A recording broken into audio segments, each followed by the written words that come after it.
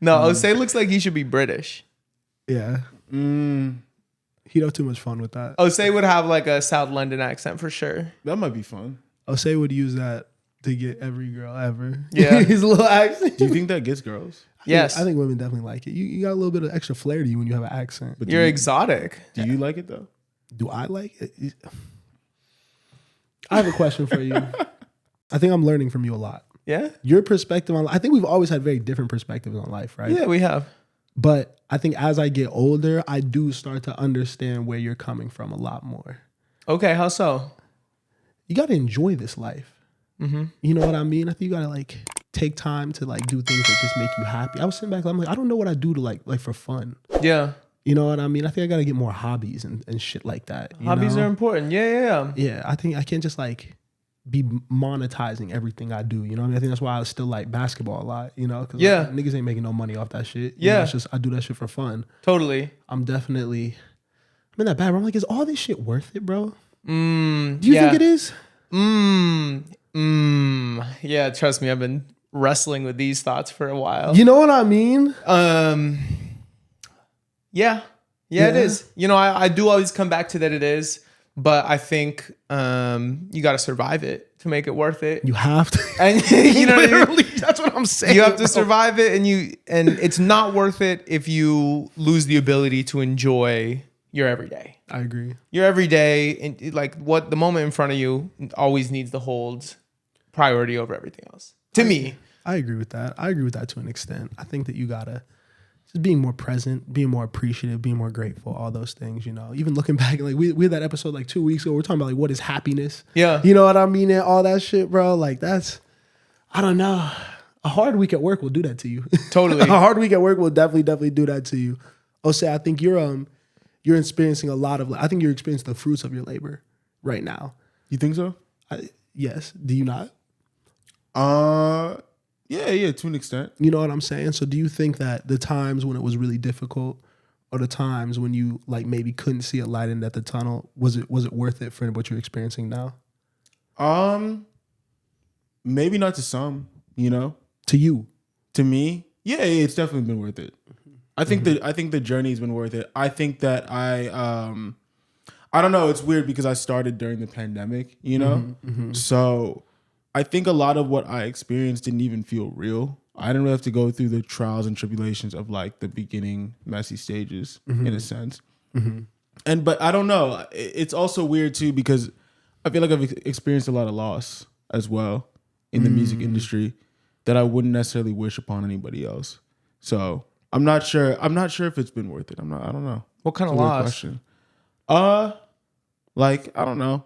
I've seen a lot of people like pass and then a lot of people also like go to jail and shit. And I feel like that is not something that I like had experienced before to the extent that I have now. So like, that's why I'm like, I don't know if that part of it is worth it. We'll see at the end, right? But I mean, yeah, it's part of your story. I think that that's the type of shit like you can't really control.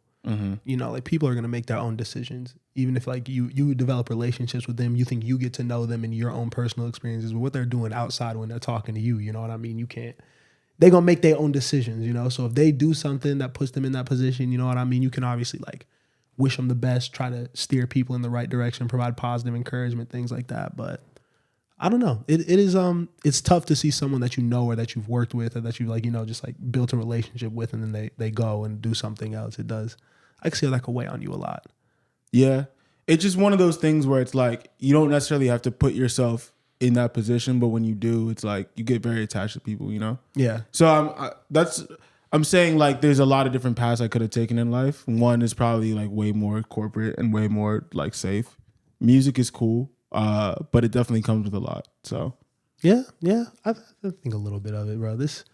I don't know. This industry shit is just, it's a rat race. It's a rat race the same as the corporate shit is a rat race. Is what I'm starting to realize, you know? Like we're all just, it gets cyclical. It gets like, you know, you got to get up every day, do it again, you know, constantly having to prove yourself. Like no matter what field you're in, I think you're always going to be faced with those realities. We even talk to the homies and they're dealing with the same things. I don't know. I'm starting to realize that maybe, you know, you can't, I guess maybe work isn't everything.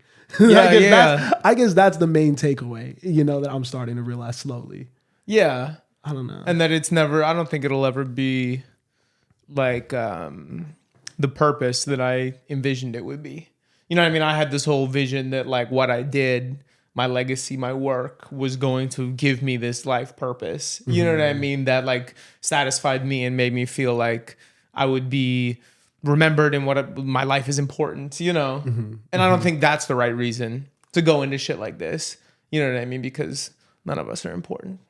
To be honest, end of the day, none of us, we all live, fuck around, make friends, have times, and then die. You know what I mean? You know what I'm saying? In the grand scheme, it's not that important. Somewhere along the way, you'll start a podcast. You know what I'm saying? Yep. What up, y'all? Welcome back to the StereoVision Podcast. What's good? Episode 115. Back at y'all after a turbulent week, a very, very turbulent week, but one full of blessings, of course. You know what I mean? Spencer, you got to drive down from Spokane, Washington. Oh, yeah. How was that? It was incredible. That's one of my favorite. Being in a car, bro, is one of my favorite things to do. Road trips, especially solo road trips. I can't lie. I really like to do a lot of my favorite things alone. Yeah, that's something I'm learning as I grow. Is that like I don't need to be embarrassed about like loving to be alone. Yeah, you know what I mean.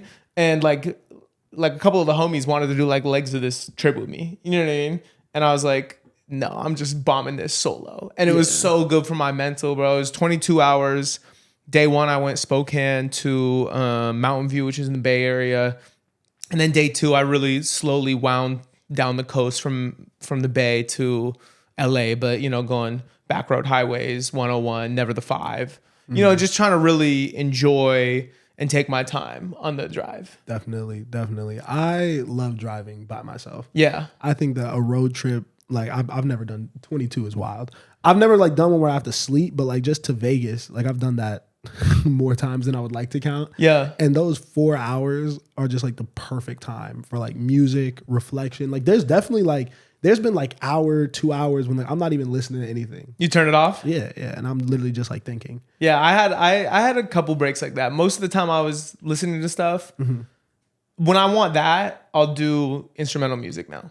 Yeah. You know what I mean? Like primarily instrumental. Like that's what that's why I think like Grateful Dead music is like the best road trip music is because there are these loose songs and everything is kind of centered around motion. You know what I mean? But then there'll be 10-minute long instrumental breaks, you know, where you can really just lock in and like get lost in your mind and kind of like you said, reflect, not really have lyrics in the forefront, you know? Yeah, I think I could do the no music shit because I'd be like I like white noise. And stuff like that. So like when it's just like the road and like you just kind of like hear like obviously like the wind driving past the car, you know, you be moving, you know what I mean? I know you be driving fast and shit like that. Like it's definitely a liberating experience. Yeah, it's very, very nice. But glad you got back safely. Me too. I'm awesome. Mobile again. Yes, sir. Now you won't catch me on the bus for a little bit.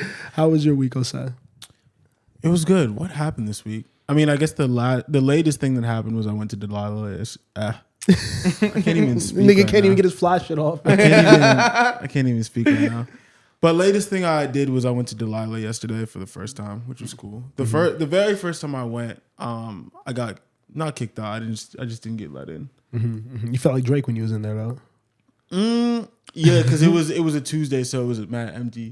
It felt like a private. You know what I'm saying? This all for me. It was all for me, you know what I'm saying. And we had a nice little group dinner. You know what I'm saying? Nice. So that was cool. Not much else has happened, bro. I've been taking it pretty easy. Yeah. Not gonna lie. Yeah. No, it's nice. What about you, bro? You sound like you've had a tough week. Oh, awful. What can you share with the people? Man, work is hard, bro. Music industry is hard. Not as fun as you think when you're gonna get into it. What was going on? I mean, I think just in general, like just like literally like A&R, and just like the whole essence of what the job is to like go find great talent. And like, I think there's a lot of really amazing artists in the world. I think that we've been able to unlock creativity with a lot of people because there's no barriers to entry at this point for real. Like you can make a song, put it on SoundCloud, put it on TikTok, anything like that. But it's just the constant stress of like every single day. You have to go in there and find something that not only is good, but you're passionate about and really be like, okay, like, do I want to invest my time and energy not only in doing the proper outreach, making it feel personal, because you can't go just send like an email or a DM or a message and it's just like email blast, you know, people could tell that shit. So you do have to personalize stuff, dive into someone, and like you get invested into all these people's stories and all that just for things to not happen sometimes. Or for them to be like, you can spend like fucking 10 minutes crafting a beautiful email, no response. Yeah. You know what I mean? You could set up the most perfect session in the world and like someone could pull out the day of. Yeah. Or like the day before, you know, or you can't get the ideal artist. So like you may have to, you'll have like I'll have a list of like 10 artists I want to put in a session. And it's just like, you go from like the one you want the most to like the one you want the least. And like obviously like, you know, any session is great. You know, you're appreciative for any artist taking their time, pulling up, doing some shit like that. But I don't know. It's a very, you got to ride the waves of things. And I've like been talking to people even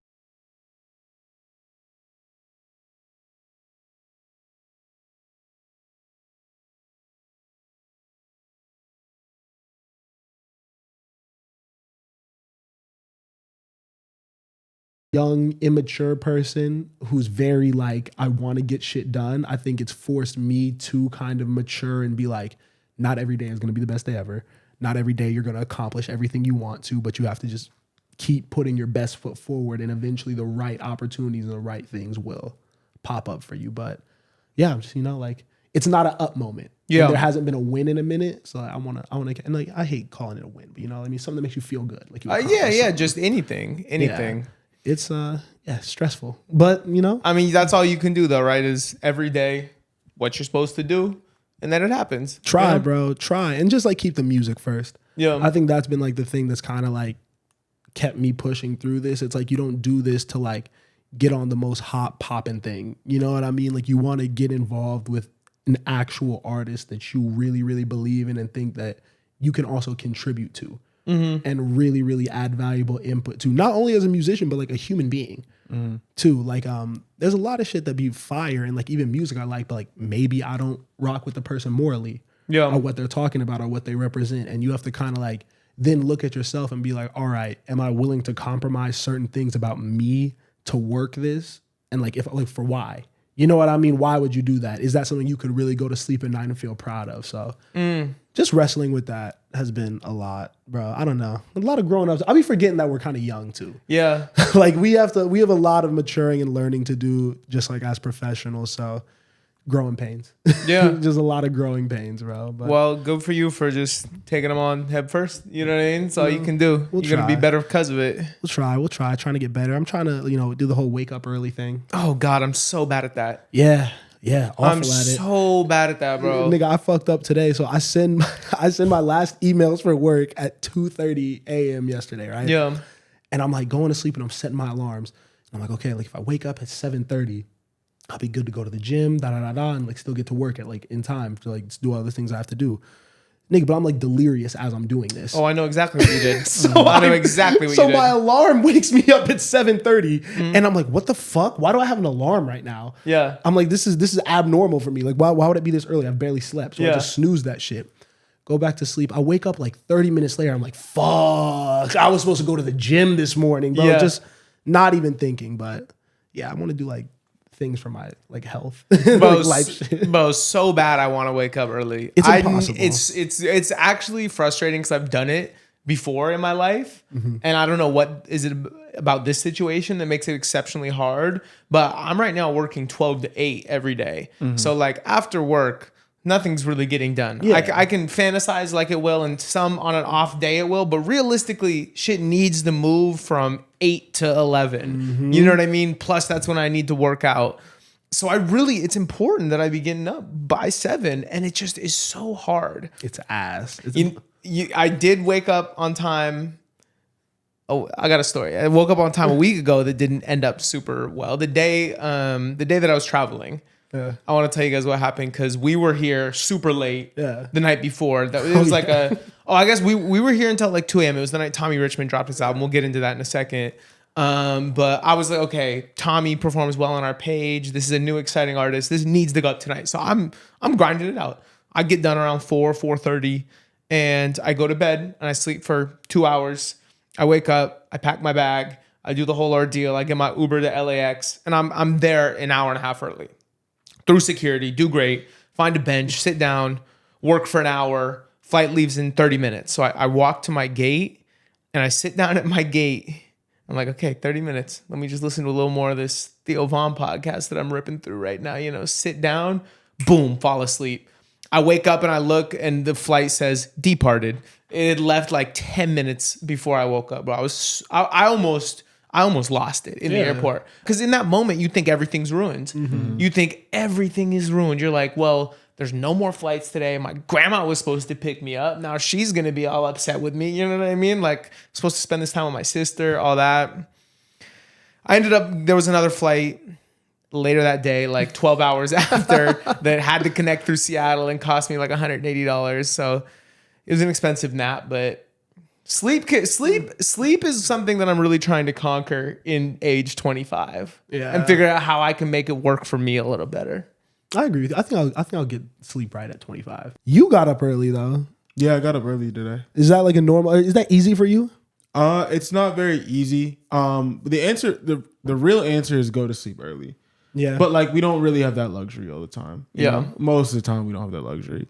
Like the night before, like I said, I went to Delilah and I double down on that. Yeah. Make sure they know. Yeah. I knew I had a presentation the next day, but I also knew I had to go to the gym. We had the pod. So I was like, well, I gotta go in the morning. So I set the alarm and I just did it. You know, I was a little tired, but you gotta do what you gotta do. This nigga, you gotta do what you gotta do. Superhero right here. You just gotta do it, I guess. It's not even being a superhero, bro. It's like maybe there's like an age where it's like, bro, you gotta do what you gotta do, bro. There's no exception to it. There's got to be an age because I have all sorts of exceptions right now. Let me tell you, bro. Yeah, I got a whole bunch of different exceptions running through my head at 7 a.m. Dog, on everything. I'm like, yo, it's not worth it. It's not worth it. Yeah. Fuck that, bro. Fuck all that. Because I think the thing is like, if I know I'm about to be grinding like all day, it's like, yo, I'm going to take these last moments for myself. Yeah. This is the last thing I'm going to do for me until I go to sleep again. Yeah. I'm taking my ass to bed, bro. Totally. Fuck that gym. But you do feel better once you get up and go. Yeah, for sure. Every single time. Yeah. Every single time. 10 out of 10. Do I think I'm going to do it? TBD. TBD. I don't know yet. We had some new music. Yeah. Very, very exciting new music. Can we stay on the Weeknd for a second longer? Yeah. Because you were talking about, you know, is it all worth it? Yeah. And I did have a moment a week ago after we shot the last podcast, but not recently, where I was reminded why we do what we do. Mm-hmm. It was Anderson Paak's Malibu Tour at the Hollywood Bowl, a show that you got to go to too in Vegas. Yeah, I saw it last weekend. This past weekend. What was your experience like? It looked like you were GA. Yeah. Did y'all have GA tickets? Yeah. Wow, you were right up front. Yeah. What did you think of the show? We were literally like, that was some of the closest. Like I always try to get close to concerts. I'm always a GA guy. Yeah. I don't know if I've really sat ever. GA is the way to do it. It just can be expensive. Yeah. I forgot about these tickets. Yeah. I bought them a while back with the homie. Great experience.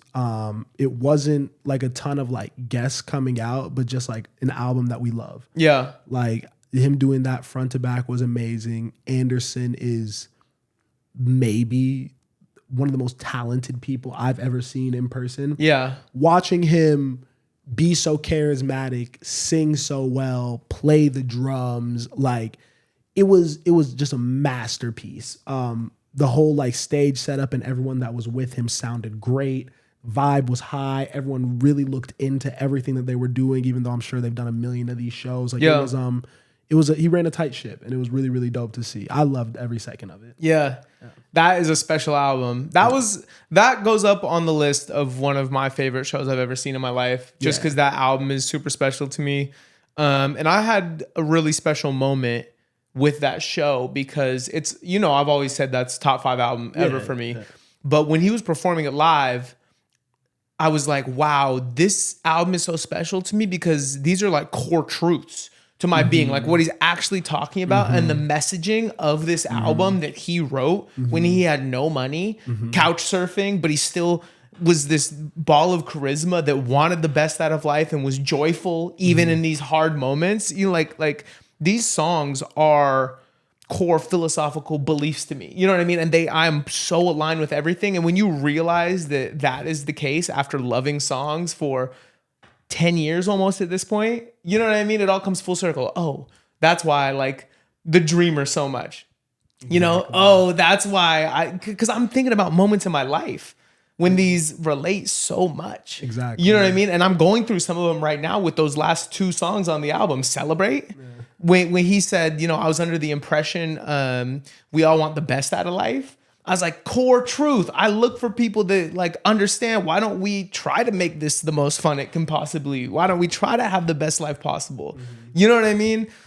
I don't know. It was a really special concert that I think gave a lot of meaning to those songs to me. I definitely had a similar feeling to you because I think what Anderson represents on that album especially is like how delusional you really do have to be an artist. Like, because I think that when you first hear it, you know, you're just like, oh, this is an amazing body of work. What a talent, da-da-da. But then, like you said, the story behind it and where he was at in life making this music, and then you unpack the layers of what he's talking about. It's like, this dude knew it was going to work out. Yeah. He had full faith, full belief that everything was going to work out. So he's like, I'm not going to worry about any of these outside circumstances. All I can control is making fly shit. Yeah. And everything else will fall into place. And it literally did for him.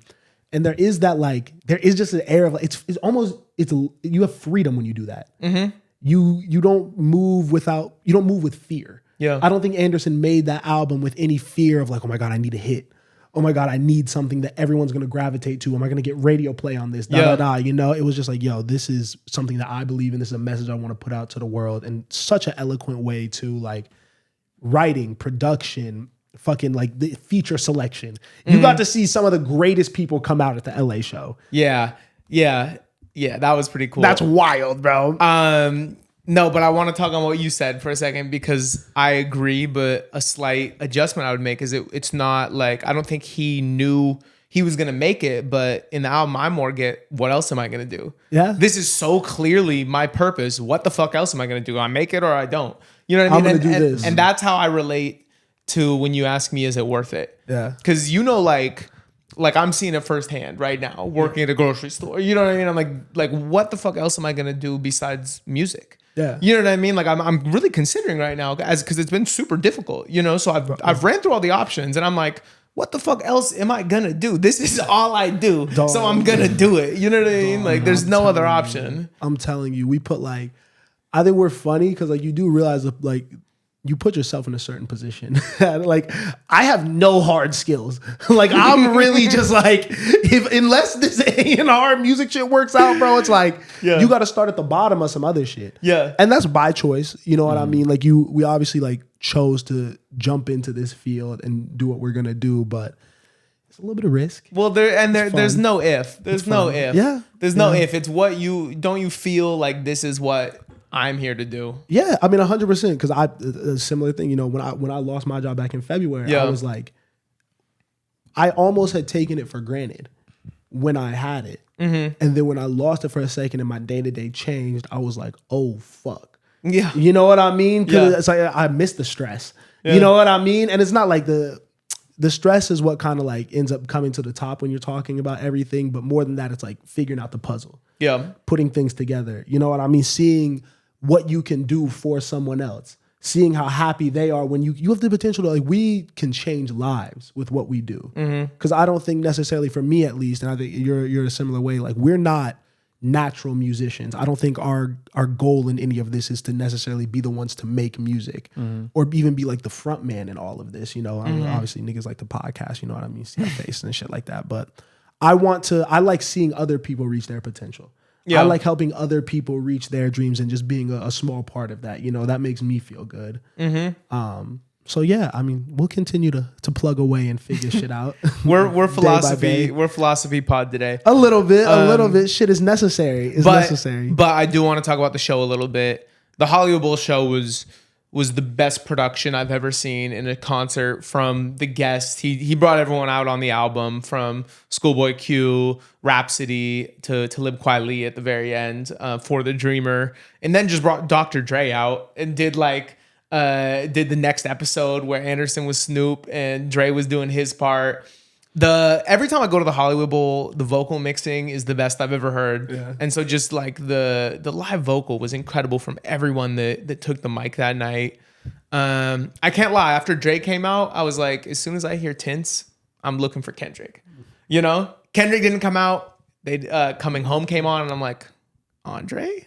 I was in a fucked up headspace after Drake came out and did that because I was like, yo, it is You LA saw at the everybody. Hollywood Bowl. I'm like, this really could be anyone. Did you have a favorite moment from the show? Did I have a favorite moment from the show? I think that my favorite song on Malibu is Heart Don't Stand a Chance. Yeah. And so when he came out, he wasn't on the drums. Mm-hmm. And then that's what, the second or third song on the album? Yeah. So that was the first song that he was on the kit to do. Yeah. And like it went dark and then lights up and he's on the drum kit and just jumps Fire. into the song. Fire. That was probably easily my favorite moment. And then just like seeing it with like my homie Jack, shout out, he actually watches the pod, so you know you'll see this part. But like that's like the nigga who like put me on the album. Yeah. And like we've been listening to that since high school. So I think honestly just getting to experience that with the homie, like just cool. Like that was the best. Yeah. Did he do a set after he finished Malibu? Yeah. Okay. He just so did you like, got the Venice songs too? Yeah, he did everything. He did Bro, everything. the Milk and Honey. Did he do Milk and Honey? Yeah. Like a crazy jazz rendition of Milk and Honey? I wanted Might Be. Me too. I wanted Might Be so bad, but Did he do what's it called? Did he do one where everyone put their lights up and it was like a Venice?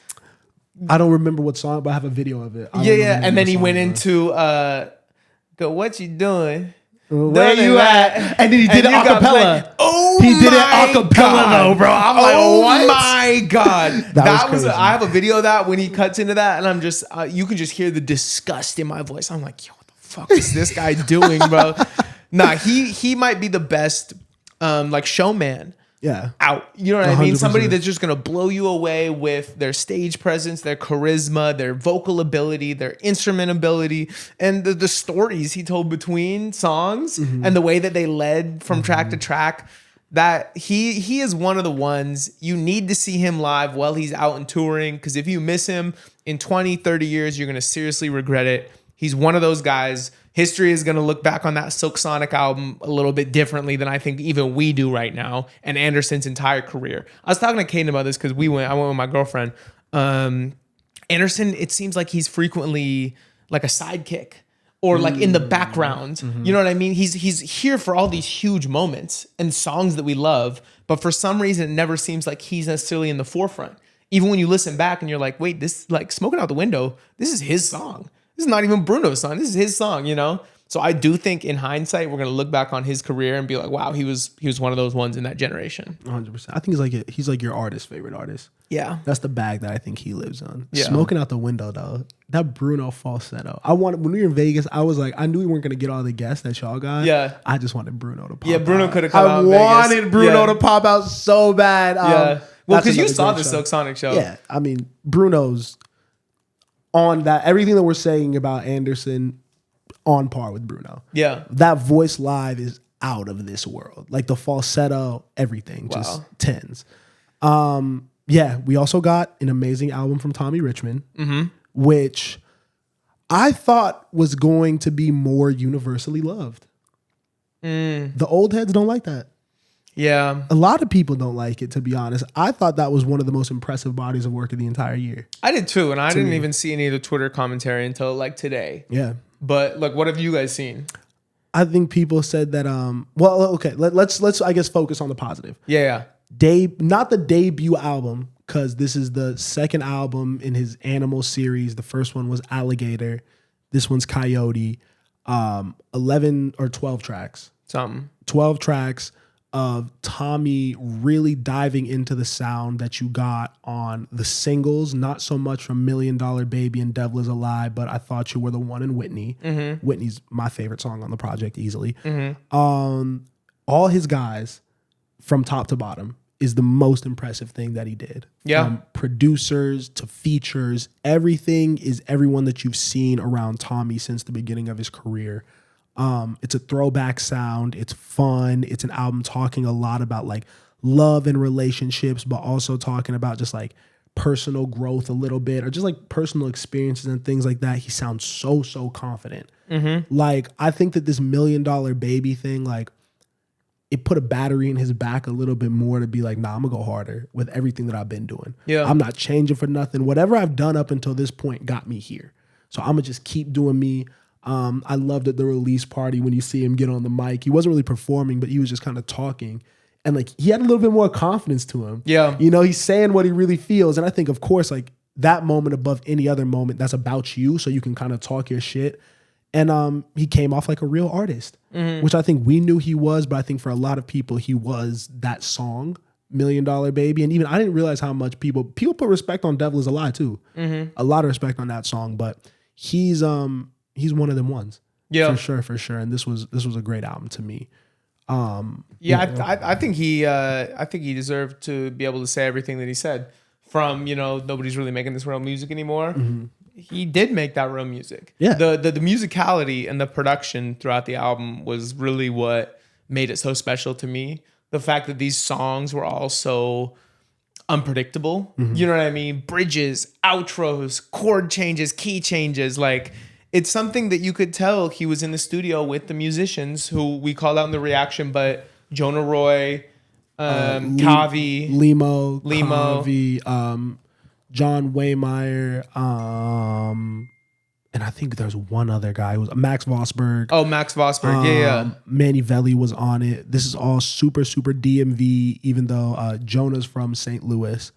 But just great, real producers. Yeah. Like not beat makers. Yeah, that's what I got. I love when there's real songwriters that are gonna make this feel like a song and not just like a vocal and a beat, you know? Exactly.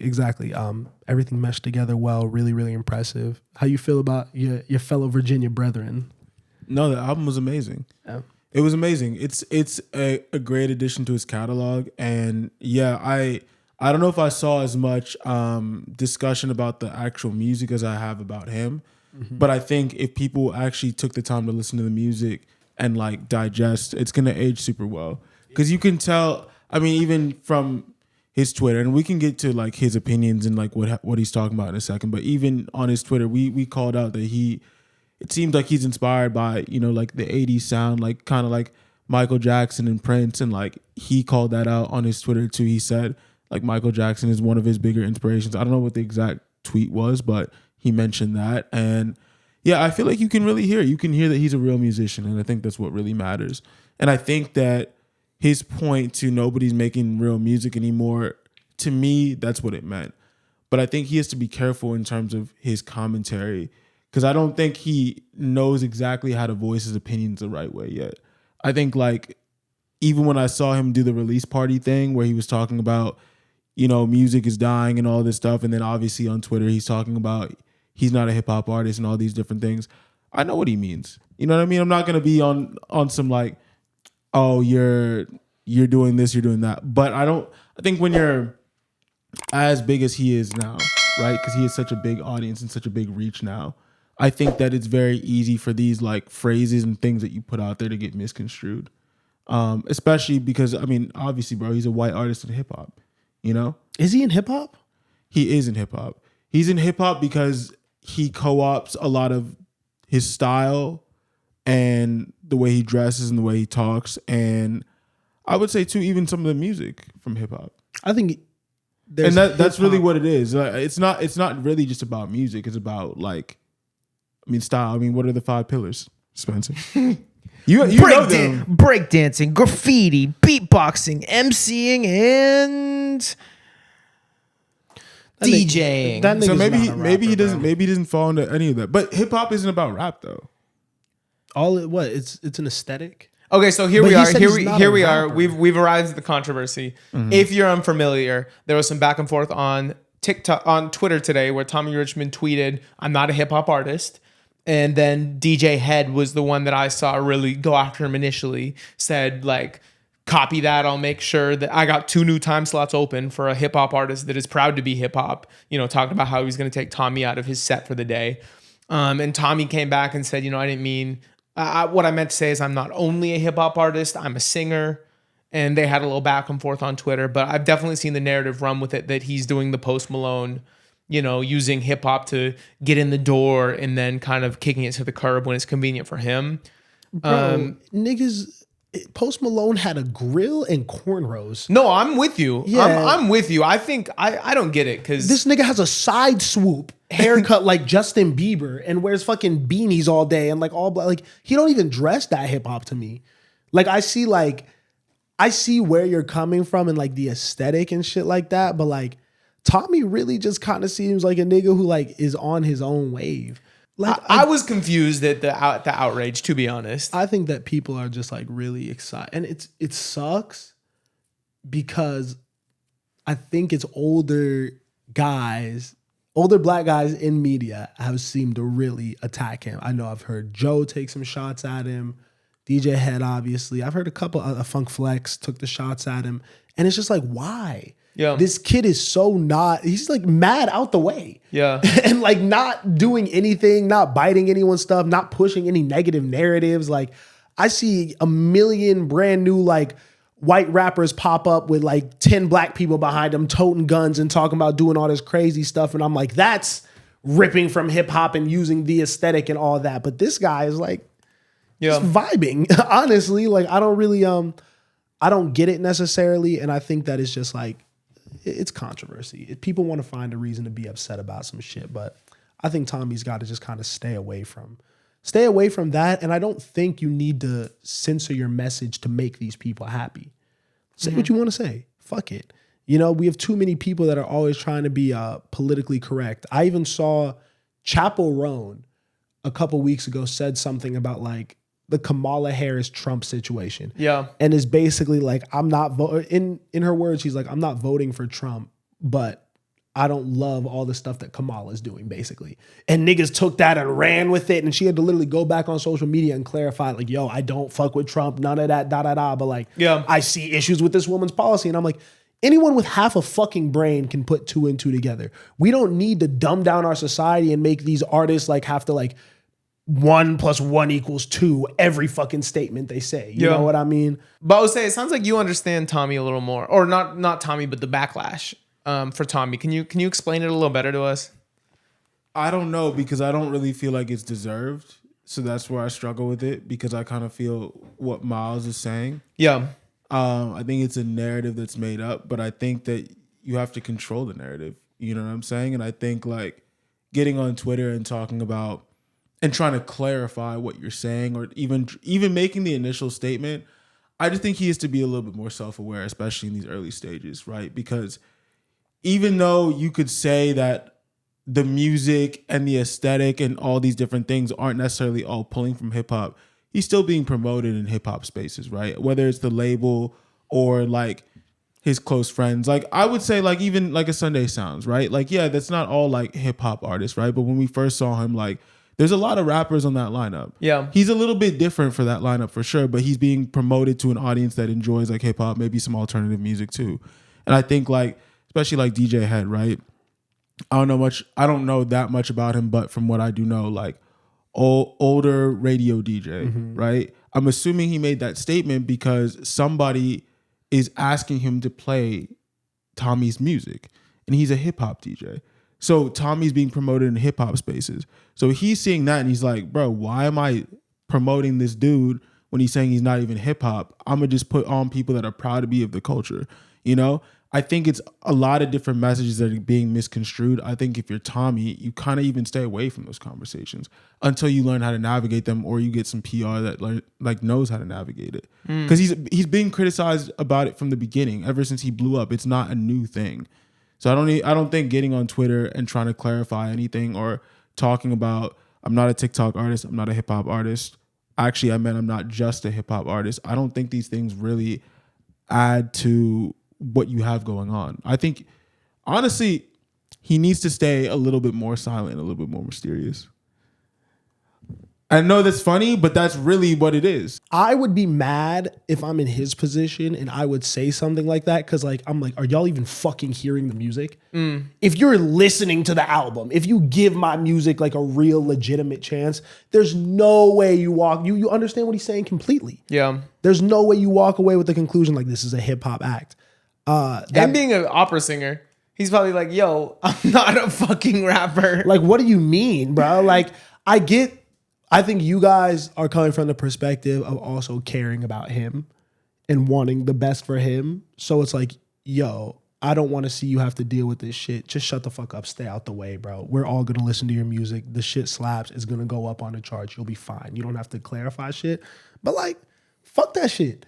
You know what I mean? Like, who are you here to please? Yeah. Like, he can fight for himself. That's a grown-ass man. If niggas don't like you, they don't like you. Yeah. It doesn't matter. They didn't have to be fans anyways, you know? It seems like if niggas are so excited to take your shit off the air, they probably wasn't fucking with you beforehand. True. You know what I mean? Like, I think DJ Head was probably waiting, like, no disrespect when I say any of this, because that's a legend. That's a very influential figure in not just hip-hop, in music in general, especially on the West Coast. But yeah, that nigga probably didn't fuck with Tommy. And was just waiting for a reason to shoot back at him or take his shit off the air. Yeah. I mean, it's also just a result of blowing up so fast. I think I mentioned this a little bit before, but like, and that's what I'm saying. All your stuff, everything you say, everything you do is going to be taken out of context because right now you're the $1 million baby guy who is a white kid that sings in falsetto and wears backward hats and like dresses like he's from, I don't know what the aesthetic is for real. But I understand what people are seeing. They're not being fair because they haven't done the work to understand who this artist is.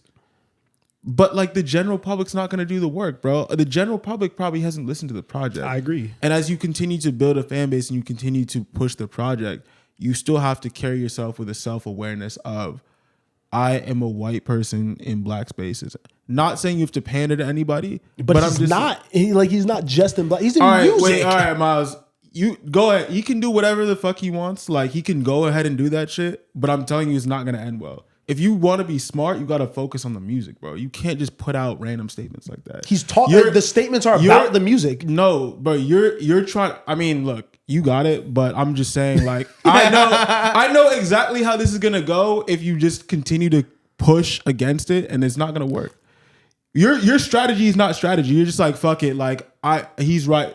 I'm right. They're wrong. So I'm gonna just keep doing me. But it's not gonna end well. Or I'm not doing anything wrong. I'm not doing nothing bad, and there's no malice in my heart, and there's no way that anything I could like. If you look at his statements, if you really go back and analyze, say you're DJ Head and you go back and read what he said after a week, you know, after shit simmers down a little bit. You're telling me that at face value, what he said is really crazy? It's not about right or wrong. It's about narrative. Narrative is what moves everything. Yes. It's about narrative. And I think that the narrative is never going to be, I don't think the narrative by him talking is ever going to be that he's a bad person or that he's someone that we shouldn't support or that he's someone that doesn't appreciate the places that he's in. I don't view Tommy necessarily the same way I would view a Mac Miller as a white person that's really in black spaces. I think he's a white person that makes music that is enjoyed by black people and influenced by a lot of black artists. But does that make sense? No, it makes sense. I think my point is that whether you like it or not, and artists hate this, but you're gonna get put in a box. You see how he got compared to Post Malone? Bro, the dude doesn't make the two don't make the same type of music. Yes. But automatically he is that like figure that is co-opting black music and using it to his advantage when it's convenient and then throwing it away. That's the box they're putting him in. Yeah. I'm saying that's narrative. That's not truth. Yeah. But if you want to succeed, you have to understand what the narrative is going to be and you have to control it. So if that's a narrative that already exists by him not speaking up at all, you let people run with that narrative? No, I just don't think the forum was right. I don't think you go on Twitter and say I'm not a hip hop artist. I don't think that's the right move. So if you're Tommy, I think you can literally show through the music. I think if you put out enough music and you promote it the right way and people listen to it, they're gonna be like, oh yeah, dude's not really a hip hop. But he's been, and I think that is where my argument is coming from. He's been doing that. This is not his debut project. He's literally taken your approach and done that for years. He's never really made a hip hop song. Like, where does this come from? Yeah. So at a certain point, you're like, yo, these niggas are not finna just keep talking crazy about my name. Yeah, but again, like they haven't done the work. So I'm saying he's a brand new artist to them. Exactly. So if just because you're wrong doesn't mean I just let you get to be loud and wrong. I'm gonna shoot back. Who said that he was a hip hop artist? Was that a thing that was said? I think he just said that out of nowhere. I think that that's the box that people on Twitter who aren't listening to the music put him in. I think that people, like you said, have heard $1 Million Baby and Devil Is a Lie, which are a little bit more hip hop leaning than everything else he's dropped since. And those people are talking about, so this is what opened my eyes up. Yeah. I've talked to other people within the industry, even older people, and they view him as $1 Million Baby Kid. You know what I mean? Like no one really has a grasp on Tommy. And then from their perspective, they also kind of said what you said. I feel bad that they said, I almost feel bad that the song got as big as it did because it didn't give him time to develop as an artist or develop an image as an artist, all that shit.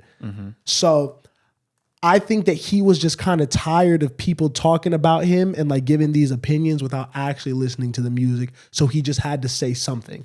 Yeah, in the context, it's like a little bit outside of like race. Like when he said he wasn't a TikTok artist, like that's kind of the same thing. It's like, bro, like, yes, I know what you mean. I know that you had multiple bodies of work, and I know you put out mad music before this on SoundCloud, and like you've been on streaming. Okay, yeah, but on streaming, but on SoundCloud too, right? Yes, but like SoundCloud is that diminishes it. He's put music out on streaming for niggas to consume easily. But has he put music out on SoundCloud? Like, what's your point, nigga? That shit is stupid. The fact is like he's put music out on SoundCloud. You know what that sounds like. What I'm saying is, I feel like to say you're not a TikTok artist, yeah, I get what you mean, but it's like, bro, that song has put you in a different position, and it was TikTok was a pivotal part of that. So like I understand what you mean, but like again, it's like it's not something you need to say. Yes, it is. If niggas are calling you a TikTok artist all day, and this nigga called this his life's work. Yes. If niggas are diminishing my life's work and calling me a TikTok artist, I'm hot. Bro, you have to just put it in the music, bro. You don't have to speak on everything. Why can't you though? I mean, you can, but look at what's happening. Like, you're just gonna get backlash. And has he spoke on anything for months? Because I think these narratives have been floating around for a minute. Yeah, and this might be good if we're looking at what's happening. I wonder what this is doing for streaming. Like, are people going to see, is this kid a hip hop artist? I feel like he did need a little bit of publicity. To be honest, like I feel like the album kind of came and I didn't really see people talking about it. I don't know about you guys. I mean, I think it's bigger to us because everyone in our circle is involved in it, and it's a very industry thing still. Yeah. So yeah, I don't know if it was just it's not his time yet. He's not as big as he is going to be eventually. I think he's at the right stage right now, but I think to your point, he had to be a personality. We need to hear. I think we need to hear more of Tommy. We need to see more of Tommy. I need more of his opinions. What does he think? I would love for him to do an interview. You know, come fuck with your boys. He does need to do an interview. Like, I want that. I want to hear his story now because I think that the music has done what the music is supposed to do. He did everything right from that standpoint. He didn't compromise. He didn't fold. He didn't base the album around $1 Million Baby. He didn't even put them shits on the album. He didn't build a sound around it. He's done everything a genuine, real artist is supposed to do. Now let's get more of you. Yeah. What do you think? Why did you make this album the way you did? Why are you saying what you're saying? Why does these comments piss you off? Yeah. We want to understand the reasoning behind what you're saying. But shout out to him. I don't want to see any hate going towards him from anyone who hasn't listened to the full body of work because I don't get how you could listen to it and hate it. You tell him. Do you like the falsetto? What falsetto? His falsetto? Yeah. Yeah, I like his music, if that's what you're asking me. Is it too much? No, it sounds good. It's a new style. It's a new wave. It's different. And I think that's why we're having these conversations is people don't know what to do with it. Mm-hmm. You know what I mean? Which I think is a really great sign. When we're having this conversation, I'm like, wow, this guy might be great. The way we're talking about him and the conversations we are having, like, I'm like, in 5 years, if Tommy is like one of the biggest things in music, you can't say we didn't see it coming, right? With the way that we're talking about it. I 100% think he will be. I think he's going to be out of here. I love it. Like you said, I think it's very, very new what he's doing with his voice. I think that you see the elements of the opera singing with that, and I think that that's what makes it dope. But yeah, shout out Tommy. We'll keep listening to the album. Leon Thomas. Shout out to him, bro. He dropped maybe his big one. I mean, people are talking about this as not only best R&B project of the year. I've heard a couple people say like this is album of the year. It has a special feeling that album of the year needs to have. I have not listened to it all the way, but from what I heard and what I know from Leon, coming from a producer and songwriter background, it's one of them ones. Yeah. It's one of them ones for surely. He dropped his album Mutt with the dog on the cover, which is fire. I think we listened to, it wasn't the first single. No. But. The one with Ty Dolla $ign? Yeah. Yeah. And I didn't love it. I didn't either, but it's growing on me. It's grown on me a little bit, but nigga, I heard that Mutt remix with Freddie. Bro. Cause I clicked the album and I'm like, well, I have to hear what this sounds like. Yeah. Cause honestly, like no hate towards Leon at all, but I've heard some of his music, some of his projects. I knew it was gonna be good. I didn't think it was gonna be that crazy. So I'm just like, okay, I don't gotta go insta track one. I'm gonna just listen to this shit. And that shit blew me away so much that I was like, okay, let me really digest this album because it could be something different. Yeah, definitely run that front to back a couple times because I've listened to his last couple projects too, and I've always pulled songs. Exactly. But I felt myself become a little bored during the middle, which feels wrong to say because he is such a great songwriter, but it didn't always hold my attention for the whole project. This one does, and not only does it, but it has that special energy. You know how every big project, special, classic, that we love has that intangible that is everything from the production, the singing, the album cover, just the whole energy around this project. It has it. You know what I mean? And the production is definitely the highlight, along with his songwriting, but mostly the production. It's just I feel like he's been more straight up R&B from what I've heard. Besides the last album. The last album, I saw him go a little bit more alt R&B. You know what I mean? And this one is fully there. Like he sounds like he's a little Frank Ocean baby on this album, to be honest. It's like that psychedelic soul, neo, whatever the fuck you want to call it, neo funk, I think that he's funny because you could tell he's a lyricist by some of the features he chooses, because on the last project or two projects ago, he had like a feature from Benny the Butcher. Yeah, the last project. Yeah, like whenever he's in that type of bag, I love that. I think that he's going to continue to grow as an artist because I think that he's not in that songwriter bubble anymore. Yeah. Where he's like kind of finding his voice, his look. Because even when you see, like, he be outside. I'm not gonna lie. You know what I mean? Like, I've seen him a couple of times and like that's like a very down to earth dude. Yeah. He doesn't necessarily like I don't want to say like he doesn't like carry himself like a star, but it's like he just seems like a regular everyday nigga. In a good way, I think that comes across on this because it makes his music a little bit more relatable. But now I feel like this album might kind of catapult him into a new level. Yeah. The Twitter shit today too that we were talking about before, I think helps. If you guys have seen it, obviously he comes from Victorious. That show. Did you watch Victorious when you were younger? No. What? Really? Yeah. Were you not Nickelodeon? I wasn't super into real people TV shows as a kid. I was more watching cartoons. Did you watch that show? Yeah. Right? Yeah, bro. Really that shit was hilarious to go back and see. But like niggas are putting different moments from him over like some text and a Saw Baby song. Yeah. I mean, he looks crazy, bro. He's jumping around and stuff. Like I can only imagine, because I'm sure like we're gonna look back at our podcast episodes when we're like 30 and 40 and be like, the fuck were we doing? I'm sure he looks back at those days like, what? Yeah. They got me to do that? Apparently they were all drunk as shit on the set of that show. Really? I've heard a lot of interviews from that cast and they were just like, yeah, we were faded out there just That's wilding, hilarious. Getting paid, Nickelodeon. Shouts out. Yo, listen to that Leon Thomas album. Definitely. If you haven't, that's an album of the year contender. And just really exceptional project. So definitely listen to that. Definitely. What else dropped? We had the Cardo Got Wings project. Cardo project was hard. Did y'all listen to it? It was Larry June-esque to me. It was better though. Yeah. It was, especially after the last couple Larry projects. This was like what I missed. Yeah. And obviously we know Larry and Cardo. When they get together is special. So I didn't think that he was going to take this approach though. Yeah, me neither. Because he's been teasing this album for a minute. And then he's been so in depth with like the Cardi shit that I'm like, he's going to do some off the wall, wild production, wild rapping. I wasn't sure if we were going to get him rapping across the whole project. Yeah. He was down the middle, West Coast rap. It was really good though. It was like a top 3 Larry album. You know what I mean? It had that kind of energy, like my favorite Larry June projects. Because also like Larry is very Larry. You know what I mean? And you like it or you don't. Cardo has a little bit more edge. I felt like he was a little bit I might give this to someone like you before I give like a Larry June album. Mm-hmm. You know what I mean? I do think it's a little bit more for everyone. I can see that. You know? I can see a little less niche, but it's still the same like healthy affirmation, positive inspiration rap. You know, money music, bro. Getting money music, bro, and living a good lifestyle. You know, definitely something you could listen to early in the morning. You know, that's a good way to start your day. Yeah.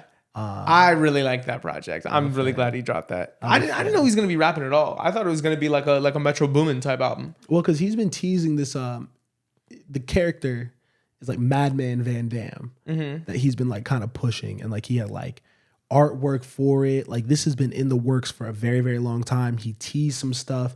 He had some tracks before that actually kind of sound like the Evil Jordan Cardi track that he did. But yeah, this was different. I liked it. I'm a fan of it. Speaking on Cardi a little bit, should we get into a song of the year contender for me? Timeless, Playboi Carti, The Weeknd. I hadn't seen the snippet from Brazil. I just heard people talking about it, backwards jersey, all the shit. We got the official release and it blew me away. Love it, love it, love it. Shout out to everyone who worked on it. Who was the best on the song to you? I think it's Cardi's song, but it's not a blowout. It's not Abel's hook is incredible. No, but Playboi Carti had the better verse, to be honest. Yeah. Bro, the way that nigga started ever since I was a kid, that shit fire, bro. Yeah. Music video was music video was fine. Just whatever. Was it just the visualizer we watched on stream? Or was there another video? Dropped a music video. I mean, I'm sure it was hard to get the two of them together. Just niggas in a warehouse. Nice. Some ass at one point. All right. They pull out a G-Wagon.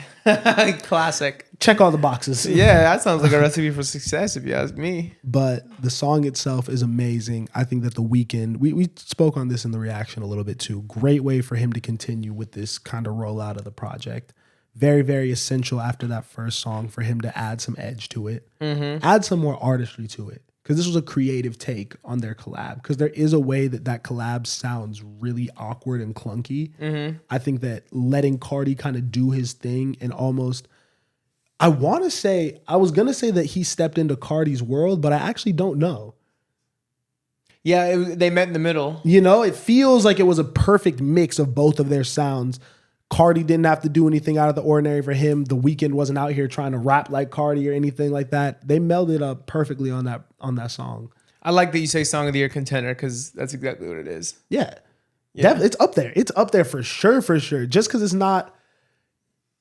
not like trying too hard. It didn't feel like they were like going for a song of the year, you know? So it felt like they were just having fun on that shit. I love it. I've been playing the fuck out of it. Yeah. Shout out them. Have you been playing the fuck out of J. Cole and T Grizzly? No. But it's a good song. But I just haven't went back to it. It's a good song. And going back to it, I understand a little more of what you guys were getting at in the reaction. Watch all our reactions. We're referencing them. Watch all of our reactions on the channel. Like, share, comment, subscribe. You know what I'm saying? I understand what you're saying. You know, the GOAT bars from Cole don't really hit like they used to. You know what I mean? Don't talk about that no more. Love Cole. It's fine. You don't got to be the GOAT. You don't got to be the best ever. Just be great. Love Cole. T Grizzly bodied that shit. Pierre bodied that shit. I love Pierre getting on like Instagram after being like, woke up to a J. Cole placement. I didn't even know. He didn't even know. He didn't know that he was on that shit either. Yeah. Which is, I hope you got paid everything right and all of that shit looks correct. Because that's a little crazy. Yeah. But I mean, great song. Really, really great song. I was definitely on my hater soapbox shit because I do not want it to be misconstrued like I'm ever disrespecting J. Cole as like a fundamental piece in the reason why I like hip hop, how I like hip hop. One of the people who I've listened to the most in my like entire life just listening to rap music and delivered a really, really impressive verse. I like and have so much respect for Cole. Fuck as a musician because I think he makes great songs. As a rapper, I hold him to that high of a standard. So I just really, really wanted him to go at niggas. Yeah. When he had the opportunity to. Yeah. And so that will always leave a little bit of a sour taste in my mouth. But I think that you were correct it shouldn't take away from the song. And I don't think it does. It's just something that I can't not think about. Yeah, it's fair. You know, I'll go back to it at some point. Anything else? Any other new music? Any other new music? No. Nothing super memorable. No. Maxwell Cream Tyler was cool. Haven't gone back. Yeah, that was shoulder shrug. Damn, you weren't fucking with it? You saw me. I saw you, but you don't. But that's what I'm saying. You be saying I lie for the pod. You don't lie. You just go mute. What, in terms of when I like something or when I don't? When you don't, speak up. Shoulder shrug. Tell niggas why you don't like it. Why wasn't you feeling it? We got to do like, you see how Joe like tells people their talk percentage? Yeah. And like calls them out for it, or has someone like pull the stats. We got to see the stats on like how much each of us are talking in percentage through the whole episode. Oh, I would love that. Because I have timestamps of Osei's first words in some reactions. And it's insane, bro. It is insane. Osei, I don't think said a word in the Cardi reaction until like minute 4. Really? The red joint? No, of Timeless. Oh, Timeless. Oh, got you. Just soaking it in. Just like... What do you think our percentages would be at if we had a pod breakdown? Out of 100... Yeah. Talk percentage, I think probably 40, 20. Yeah, I'm not like a real talker, you know? Nigga, you're a podcaster.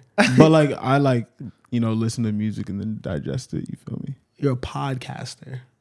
So what does that mean to you? I need you to talk on the mic. I need you to podcast. Okay. I'm going to go... No... 50, 35, 15. Close. It's the same thing, basically. I think you talk the most. I try to get in there. Nigga, you talk. We be chatting. Yeah. And you'll have your little, you'll hit the ISO. Osei will hit like 2 ISOs, like 2 little ISOs an episode. And it'll be. Yeah. I think one thing I've been told about me is that like when I don't speak like that much, but when I do, like, it means something, you know? No. I wouldn't say that. I feel like it's probably like on the podcast, like my percentage in terms of like fact is probably like a little bit higher. I won't say much higher, but like a little bit higher. I wouldn't say you per talk word. I'd say you wouldn't talk much. You don't talk much, but when you do, it's about you. That's what I would say for surely, bro. 1000%. You got your topics you'll ISO on. You know what I mean? Yeah. Let's talk about me for a second. I have said that. I know. I know. Any other new music? No. Should we get into some drama? Yeah. Cardi B Offset. Oh wow. Power couple. Oh wow. There was some crazy shit going on Over with. There was some crazy shit going on there. I don't know where to jump in on this. I guess kind of the thing that everyone's wondering is like, would you guys have sex with a pregnant woman? No, that is like the thing that like makes my body shiver It's the your most. girl. It's your girl though. It's your girl. Oh God, don't do this to me. I mean, wait, you're a girl? It's your girl. Your girl is pregnant, like by you. You're everything. So you changed because you're changing the situation because you're talking. Yes, okay. Yeah, you definitely changed it. Yes. What would you just have sex with your lady if she was pregnant? You're supposed to. I'm still not matured there yet, where it's like I try to think about like childbirth and like a lot of like woman anatomy, and I'm like, ooh, that still is difficult for me to stomach, and I'm growing, and I have a significant partner that is helping me through it, and I'm hoping I mature by the time this is all important to me. Bro, this is kindergarten pod, bro. Bro, you're gonna have sex with your pregnant wife, bro. What are we talking about? Really? Yes. That's a fact of life. How do you feel, Miles? There's somebody else doing it. That's wild, but you know, I don't know Someone else fucking your girl. Yeah, that's crazy. That is wild as fuck. Where do I stand on it? That's a complex question. You were trying to convince me earlier that was okay. No, I wasn't. That's not at all what I said. That's what that video was. And we've reiterated multiple times that that's not what that video nor I was saying. I just need somebody to like show me like for a fact that you're not like running into that little kid. You're hilarious.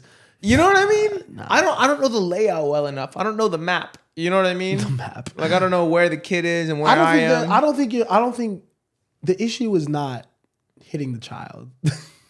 that is not, I think, something that I would necessarily be like. You're gonna get in deep enough for that. I'm gonna give it a little concussion, poke it in the head. You know. I'm just like the logistics of that, because there's only certain ways you could do things. You gotta just do the little shit where you lay on your side, right? I think I think there's like there's proper ways to do it. I don't know how else like there is a science. Super pregnant, bro. Pregnant women are not like porcelain dolls, bro. I think that's that's. I think that's the thing. Yeah. I think that's the thing. It's how pregnant is she? How like if it's like a little baby bump, it's a little something. Not even thinking about it. Totally cool. Once we're like month 8, I'm like, are you okay? Because not only that, like you're worried. It's like, yo, are you okay? Like, is this? I don't know. Maybe by month 8, I'll let her initiate it. Yeah, I'll let her. She could try to boat. But yeah, Cardi B and Offset broke up, and there was a lot of drama, and it led to Offset eventually saying, "You fucked another nigga while you was pregnant." Yeah, that's crazy. That's wild. Offset made his bed and now he has to lay in it, to me. Yeah. I don't think if you're Offset, you could be upset at Cardi doing something like that. Do you think is she? Well, you're saying that because it's out there that Offset was cheating for a while, right? That's kind of what you're talking about? We all know Offset has been cheating. Yeah. For forever. Yeah. Offset has been publicly caught cheating multiple times and is like, he's wilding. Yeah. Offset don't give a fuck. Offset clearly does not give a fuck. And I think that he thought that Cardi wouldn't either. And I think Cardi finally was just like, yeah, I'm not really cool with this no more. Yeah. So I'm not mad at her leaving the situation. Do I hate that it's public? Yes. Do I hate that you have kids now and you're slandering each other online and they might see that or be affected by it? That sucks. But I think that Cardi is in the right for how she's handled it besides going public. Yeah, I mean, well, I don't really even feel like she made it super public. I guess she went on live, right? And I don't know what started it. I know the live shit, but I don't know what started it. Because to me, the big thing is like, okay, Offset has cheated many times before, but it hasn't ever seemed like she has like aired him out like this. You know what I mean? So now that supposedly she cheats, if we're believing what Offset said, now all of a sudden, because it's the woman that did it, it's public, it's live, it's huge, everyone knows. There's things being said on Instagram Live. Did you see the text screenshot that she posted? Yo, did you see that? No. Oh yeah, I did see it. Oh yes. My God. But before we get to that, that's why I agree. That's why I agree with you. Why it seems like Offset is kind of moving a little foul, like, and not in the best interest of this family unit that he's built. Just mad and mature. Yeah. And like, I don't want to speak like I know these niggas or, I'm like, I'm fucking 24. I don't know shit about shit. But I'm just like, I don't really like the whole cheating shit is just wrong to me every single time. Mm-hmm. Like, if you don't want to be with that person, just leave. Mm-hmm. Even if you have the kids and we're married and all that, there's an amicable way to handle that situation. You don't have to continue to be with this person, but you can still have respect for that person. I feel like the way Offset has moved is a complete and utter lack of respect for Cardi, his kids, their marriage, everything. Yeah. I don't know what he's going through. I don't not to justify it. You know what I mean? But like when you're, tragedy, all that shit, I know like Takeoff passing probably affected him. All that shit probably makes you not make the best decisions and things like that. But yeah, you can't be cheating multiple times and expect not to get got back. Man, he better be going through some shit if he's going to say, can I beat off while you're on the phone? Yeah, that's crazy. He better be going through some tragedy, bro. That is a tragic line to text a woman. Not send me a picture. I think it's probably only tragic if you're not together. Like after all. No, if you're together, that's a crazy bar to get off still. Hey man. That's your bag? Gotta do what you gotta do. That's your bag, bro. Well, on the phone, not even FaceTime. That's what I was gonna say. That's crazy. Like let's FaceTime. I'm saying you gotta do what you gotta do, bro. You got to do what you got to do. Some people like to do that. Some people like to do other things. I don't know what they're into, but I'm saying, like, I think you respect it. I don't know if I respect it. I just feel like that was a private moment and she exposed him. And it's also really funny after like the text thread. That's really what got me. Because obviously that line is like hilarious. Like we're not supposed to see that. Yeah. But after the text thread of like the back and forth and the you cheated and like, yo, it's just a crazy bar, bro. It's a crazy bar to get off. I think he was just like, yo, this feels like it might be over. Yeah. You probably not gonna let me hit again. So like at least talk me through this, dog. Yo. That's crazy. Oh, he's down bad. He's definitely down bad. He really loved her. Cause that's what Cardi said. She said like the pussy must not be hitting. You know what I mean? If you're still acting like this, the shit that you got over there at Magic City, wherever the fuck you're at, must not be it. I mean, you know it's not. Yeah. You know it's not. It's like not that's not your wife. Oh yeah. That's what I meant. You're crazy, bro. You're crazy. Like just some little side shit. Like that's crazy, bro. That's crazy to even think that's like, I don't know why you'd crash out. Yeah. It just feels so, I don't know. That's a grown man. How old is Offset? I don't know. He's a grown man though. He's got to be pushing 40. Yeah. Gotta be. Like you gotta make better decisions. I don't know. Say, if you had an option to either have like a printed out singular picture of a woman or just an audio call of her talking you through some shit. An audio hug. Which that's what that nigga J. Cole said. All right, we got a title. Which would you take, for your little session? Can you repeat the options? I don't want to hear about Osei's session. Can you repeat the options? Paper printed out 5x7 photo. This nigga gave the dimensions. 5x7 or a 10-minute phone call. 10-minute phone call. Audio only. All right, I think it really depends on the situation, right? Like, in my room, is it dark? You know what I mean? You are alone. You're alone in both of these situations. Yeah, this motherfucker's worried about seeing the picture. Yeah, he's like, do I have a flashlight? Like, do I need exactly? Because if I don't have light, then nigga, you're in your room. Audio okay. You are in your room. Oh, it's a hard question. I actually don't know how to answer. I'm just gonna say audio for right now. You ever call like a sex hotline? Oh no, I don't do that. No phone sex? I don't do that. That's not his bag. No, I would not call hotline. I feel like that stuff is intimate. I know bro. when that hotline bling. I really feel like, and man, we're getting into raunchy pod, but I really feel like sex should really be between. Yo, I thought he was gonna go full right wing, like whoa. Yo, divert. Actually, Republican pod. Divert. Even I didn't know where I was going with that. Divert. No, I think it should be between two people. Nice. That's really where I was two going. people, like not an animal, not a space, like just two people. And, bro, what are we talking about? Well, you're the one that just said I think sex should be between two people. Like no shit. Like what do you mean, like lovers? You can have sex with more than one person, bro. Oh, you're talking about so sex should not be between multiple people. That's just not what I like to do, personally. And I know that's what other people like to do and fantasize, but I'm like, bro, it's really an intimate moment for me. You know what I mean? Just two people. It's like overwhelming if it's more than one Me person. and a young woman. Should they be in love? They don't have to be. Nice. That doesn't.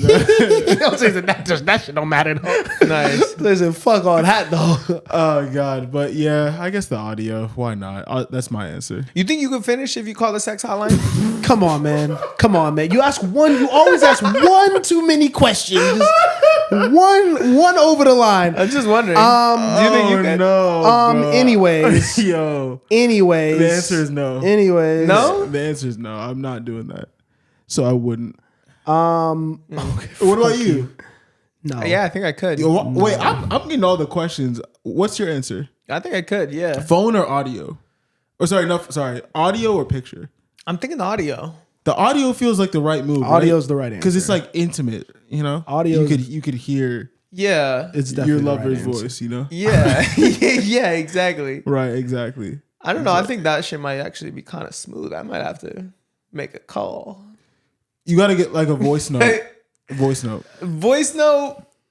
But then it's not live. Voicemail. I think the whole thing when Offset said that, I had never really thought about that, but I'm like, that might hit just knowing that other person is there on the other line in the same moment as you, looking at the same moon as you, you know? I think it's also funny for him because it's like, bro, like you could just go home. You know what I mean? Like, no, he definitely can't go home. No, he can't. Oh, I guess he can't go home. She out in Paris looking great. Okay. It's Fashion Week. You love Cardi B. Cardi B had a lot of really great looks this week. There we go. She did a lot of great fashion stuff. Fashion icon. She's a fashion icon. Miles doesn't like the way she dresses. He's mentioned it several times. I mentioned it in one episode. Several times. I mentioned it in one music video. A few times. You don't speak with facts ever. You like just kind of say the first thing that pops in your head. You just say, here's a thought. Let me throw that out there. No, you did tell me that when we first met. You know, you were like dressed to the ankles, covering shoulders. Yeah. You know, not a lot of sunlight. You also said sex should be between a man and a woman. That was crazy. You did say that. I think that is wrong. He said that. You also thought that abortion is like murder. You did say that too. Bro, what else did he say? You also said Trump has some good ideas. I was like, bro, what you mean by that? Yeah. You know? I'm not playing into it. Yeah, you're not gonna get me. You said, you know what? One time Miles said some crazy shit, bro. I remember, bro. It was when he talked about like illegals are taking over our country. Like that was crazy. This is not a safe place. Talking about the podcast. Is it over? Good segue. Mitch got on Twitter because somebody asked him when's the next episode of A Safe Place coming out, and basically he said, I think bro's rolling that in a backwood right now. I think that's cooked. Yachty is kind of childish, bro. I'll say it. I'll lead there. Yachty's a little childish. Definitely. Why? Because you were in the news cycle for a couple weeks about some unfavorable things, many of them stemming from your podcast, you know? Mm-hmm. But fuck it, bro. It's the internet. Don't worry about it. I feel like you kind of like get back on the horse. You know what I mean? Get back in the booth, get another guest, do an episode just with Mitch. We'd all be there watching. Clear the air. This is your homeboy. Like this is like a real like brother type shit. You know what I mean? So get on there, clear the air, make it kind of funny, and keep doing your fucking podcast. He's just hated on it too much to go back. Then why'd you do it? I guess I'm not here to tell you need to be a podcaster. You're a great recording artist. You don't need to be a podcaster, but I don't like him hitting his first rough patch and then canceling it. If I'm Yachty, like rattle off 4 more great episodes and then do like a goodbye episode. Sorry, I don't want to be a podcaster. Mitch is going to keep going with A Safe Place, and we found him this other co-host. You know what I mean? Don't just roll it up because there's some shit. That's a fire transition. You know? Speaking to our first point, like, is it all worth it? Does it matter to him? Does A Safe Place podcast add to Yachty's happiness week to week, day to day? If it's not doing anything for him, why does he have to continue to do it? Because he started it, so you should finish it with grace. He has no obligation to do that, though. No, but I mean, he does have an obligation to Mitch, I feel like.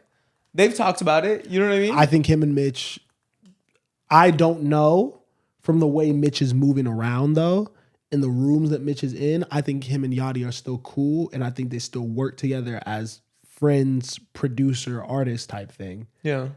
Why does he have to podcast with him? He doesn't, but don't just cancel the show because you got upset because you got some bad press. Why can't he? I understand and agree with what you're saying. Because of the optics, if he cancels now. Who cares? He should, because it's affecting the way that fans of him, me, view him as childish, as somebody that just starts something and then as soon as it gets a little tough, he cries about it and quits. If the music but he didn't do that with music. This is true. So, it's just he doesn't give a fuck about podcasting. If the music still slaps and he's dropping, niggas gonna listen. They don't give a fuck. Well, don't have Mitch in the dark saying, I think bro's rolling it up in the backwood. Mitch knows exactly what the fuck is going on with the podcast. Mitch is not gonna go out and say that. And get him a new host. That's not his job. Well, whose job is it then? Nobody's. So the pod just dies. Yeah. You've built a great platform. Do something with it. He did. I agree. Everything you're saying is valid, but I just don't think it matters or means that much to Yachty. I don't think this was a major stream of income for him. I don't think this was something that he was I don't think it was feeding him creatively as much as other endeavors. Just some fun shit that he did it, got too much backlash. He's like, yo, this is not worth my time. I don't need to do this. So I'm not going to do this. The one thing I will give Yachty, because Spencer, I agree with everything you're saying. But not a lot, at least 2 episodes, I remember Mitch just being late or like not even being in the podcast. This is true. I agree. And that to me was where I was confused, because I think at the beginning, Yachty even mentioned something about him doing it for Mitch, which I think is wrong. I don't think the way he phrased it is right. I think like, bro, like you clearly want to do it too to some extent. Like don't try and just make it seem like you're doing a favor for your friend. That's not what friends do. But I do feel like there was probably a point where he was like, bro, I'm putting this shit on my back, low key. You showing up late. You're not really coming with like super valid points and all these different stuff. So I do feel like it probably became a burden. And while I don't like the way that it's ending or seemingly ending, I kind of understand from his perspective why he just kind of like, I'm done with it. Like this isn't adding to me creatively or monetarily, really. I think it's an amazing platform. I think it'll be like a grail, you know what I mean? But at the end of the day, like I could see why he is not attached to it. That being said, I do think the best move is to transition off it, like you said, get Mitch a different co-host and see if it survives. But you're not in charge of it anymore. You're and not why does even he a have part to of it. get Mitch a co-host though? If Mitch wanted to keep doing the podcast, Mitch should get a co-host. So you should do that. If he wanted to do that. I feel like it's like Yachty's thing. I think Yachty needs to be the one that initiates, okay, go on without me. You know? It sounds like Yachty makes all the decisions. If Mitch is saying, I think bro's packing it up right now. So that's where the problem lies. So I don't think Yachty wants the responsibility of having to now go vet a new co-host. I mean, do all that. I'm not saying have Yachty go find one. I'm just saying have Yachty say, I'm going to stop doing this, but you should keep doing it. And clearly, based on Mitch's text, there's been no communication about it. You know? Between the two of them? You don't think they've spoken about it? No, he said, I think bro's rolling that up in a backwood right now. He don't know what's going on either. I think he does. I think he definitely does. You think? I think he's just talking on Twitter. Bro, this Twitter shit don't mean nothing. Y'all think Yachty's a cult leader? No. Low key. Why? Because, I mean, they all just kind of follow him around and do whatever he says. Who, the Concretes? Yeah. Sounds like being the nigga with money. This is true. Feels culty. How? So they're just like living off him? This has been a thing with artists since the beginning of time. Hey, bro, if you put, what do you say, $8,000 in each year?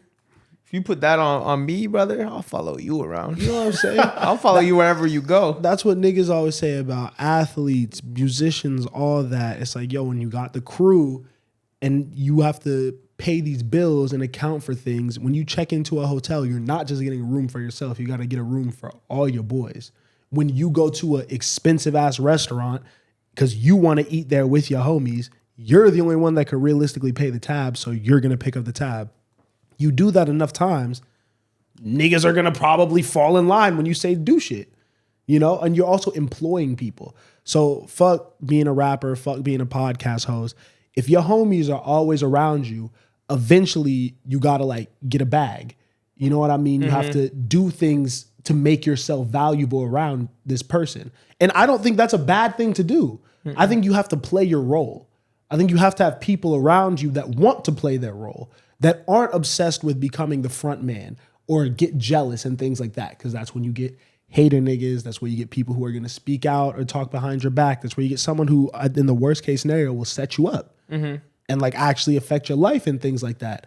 So I don't hate Yachty for like putting people on and kind of like directing traffic. I think it's nasty to throw it in people's face because niggas know what's going on. People probably don't talk back to Yachty too much. You know what I mean? So when you already have that established line of respect, there's no need to kind of step on that, but who cares? You know?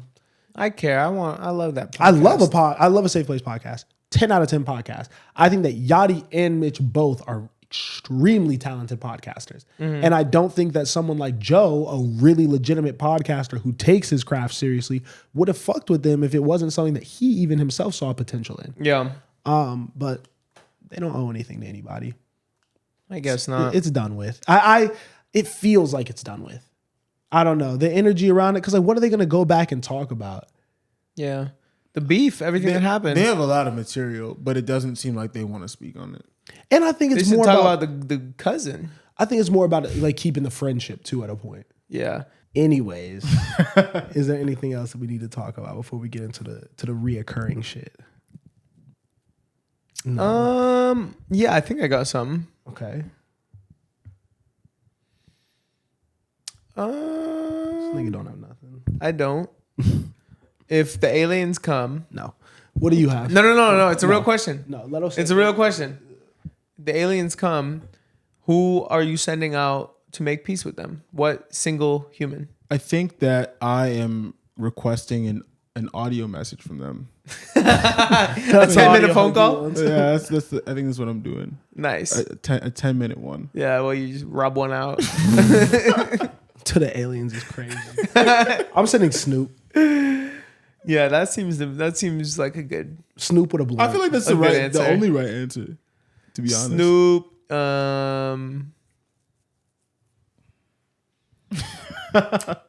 Yeah, a lot of the people I would want to say are dead.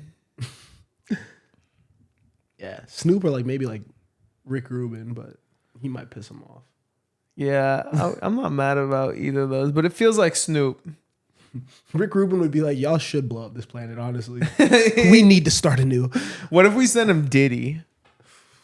I feel like that might work out. Just fucks the aliens. Yo, did y'all see Costco say they don't sell baby oil? They said, "Oh, don't bring us into this." Oh no! They said, "Do not bring us into this at all. We do not sell baby oil in any of our locations around the country." He did not get that. You hear people saying that it's some drugs? Yeah. It's Lock some that man up. It's like some shit that you like loosens people up when you rub it on them and shit, like some body drug. Lock that man up. Are we gonna get an Osei ISO? Shiver. Anything? Any burning questions that you had from the week, Osei? Let's see. I still got questions about your video, bro. Why would you show me that? Because I think that's you. Tell them what you're talking about. So I see a video on Twitter. It's a guy and a girl, in a relationship, and they're talking about like show each other the body count, and like the guy shows his body count to the girl. It's like a high number or whatever, and she's like, "Oh my god, da da da, it's so crazy, da da da, before me, during, da da da." He's like, "Babe, it's before you, it's fine, chill out." And then she shows him hers, and it's like 2. Yeah. And he starts freaking out. And he's like, "The fuck? What does this mean? Da da da da." She's like, "And that includes you." You know what I mean? He's like, "What the fuck is this? Da da da." And I showed it to Osei because I'm like, I feel like this is you. Yeah, I feel like that's kind of you. Like wait, why? Is that something I've said? I've never talked about body count. That's not my bag. However, if I arrive in Dumbletown, you know what I mean? Yeah, Dumbletown. I'm in Dumbletown. I meet a nice young lady. I'm like, oh, I'm getting along. You know what I'm saying? We having a good time. But then I'm hearing, we're walking around. I'm getting looks, getting little stares, little smirks, little snickers. I'm like, yo, babe, what's going on, man? Like, babe, why everybody know you? And then she's like, don't worry about it, whatever. I'm like, all right, fuck it. Let's just go out. We go out. She's hugging the bouncer. She hugging the DJ. She dapping up the bartender. I'm like, yo, what's going on in this small town that I don't know about? And then my new homie that I met in the town is like, yo, bro, I gotta talk to you for a second. Pulls me aside, and then he reveals information about my lady that I didn't know before about John, Alex, Steve, Jaquan. I knew you were gonna say Jaquan. You know what I mean? Have all know my lady super well. I'm gonna feel a way about that. So I like to have that conversation. But she's with you now. But we have to have the conversation though. What's the conversation? The conversation isn't a body count conversation. The conversation is like, all right, so like I got a past. What's your past? You know what I mean? It's more on some like, where are we at? Where were we and where are we at now? You know what I mean? What phase of life? What phase are we lining up? You're past Jaquan. Are we? Yeah. Is Jaquan gonna like come outside our house and like hold up a radio? You know what I mean? Like, Because I'm gonna have to fight him if so, but like I don't want to fight, you know. So like, so what happens when you see Jaquan? He gives you like the strong dap, this strong like good dap, like yo, what's good, like little nigga. So is Jaquan first? Am I with the lady? Yeah. Daps you up and then gives her like a good hug, like the Drewskis, like a good hug. Yeah. I mean, respectfully, I'm probably not dapping him up and be like, bro. To be honest, I don't know you, so we not on the spot. So on the spot, after he gives your girl a hug, you just staring that nigga down if he like reaches his hand up. I mean, he did the hug first. Oh, he doesn't greet you first. He greets her first. Okay, so I'm gonna look to her. I'll be like, oh, y'all know each other. First, we're making it super awkward first, and then after that, I'm gonna be like, "Yo, to be honest, I'm actually probably not talking to him. I'm probably gonna just talk to her and be like, "Yo, to be honest, I didn't really like what just happened. You need to fix it." How does she fix that? She just needs to fix it, bro. How can she fix that? I don't know. That's for her to solve. It's not my problem to solve. It's her problem. But you have a problem with it. You're the one with the problem. I have the problem, and if the problem is too big, then I can disappear. It's okay.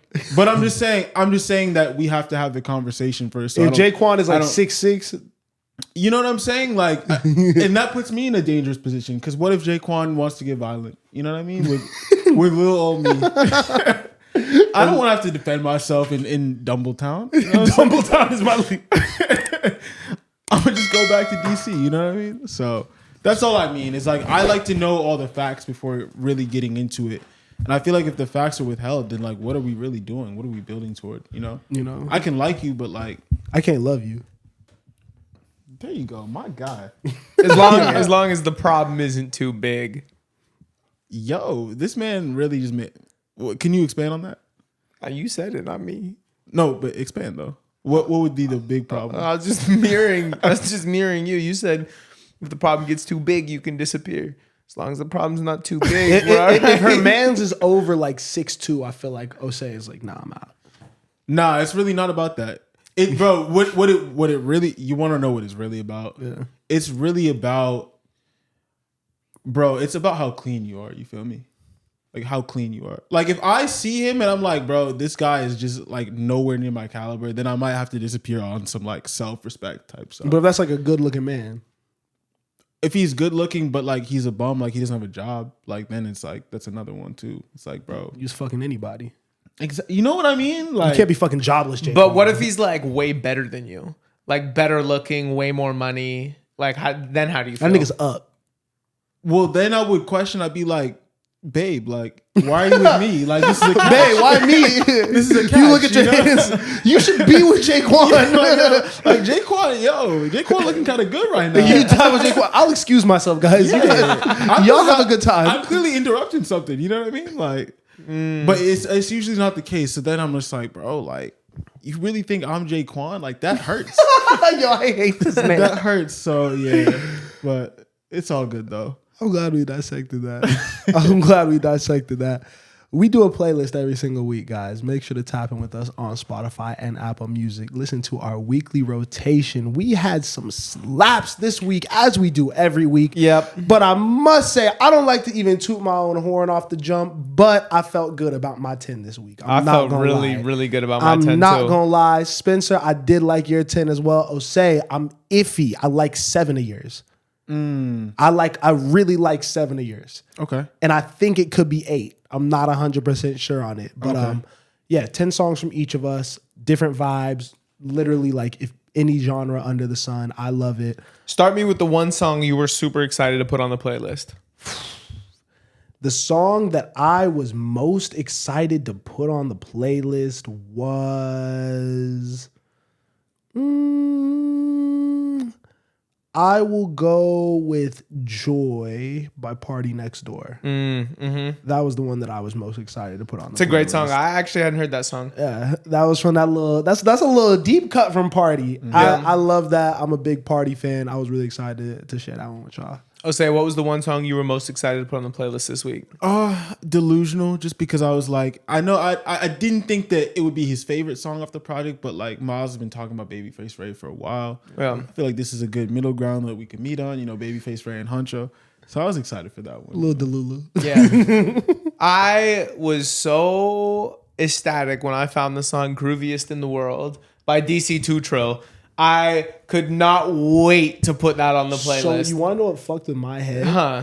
I was gonna put that song on there too. Really? Because I love that album. Yeah. You know, because Barney's has always been mine off there. Yeah, Barney's is great. But that's the one that I think like that's the biggest song off the tape, I think. "Grooviest in the World"? Yeah. Oh, I didn't even know.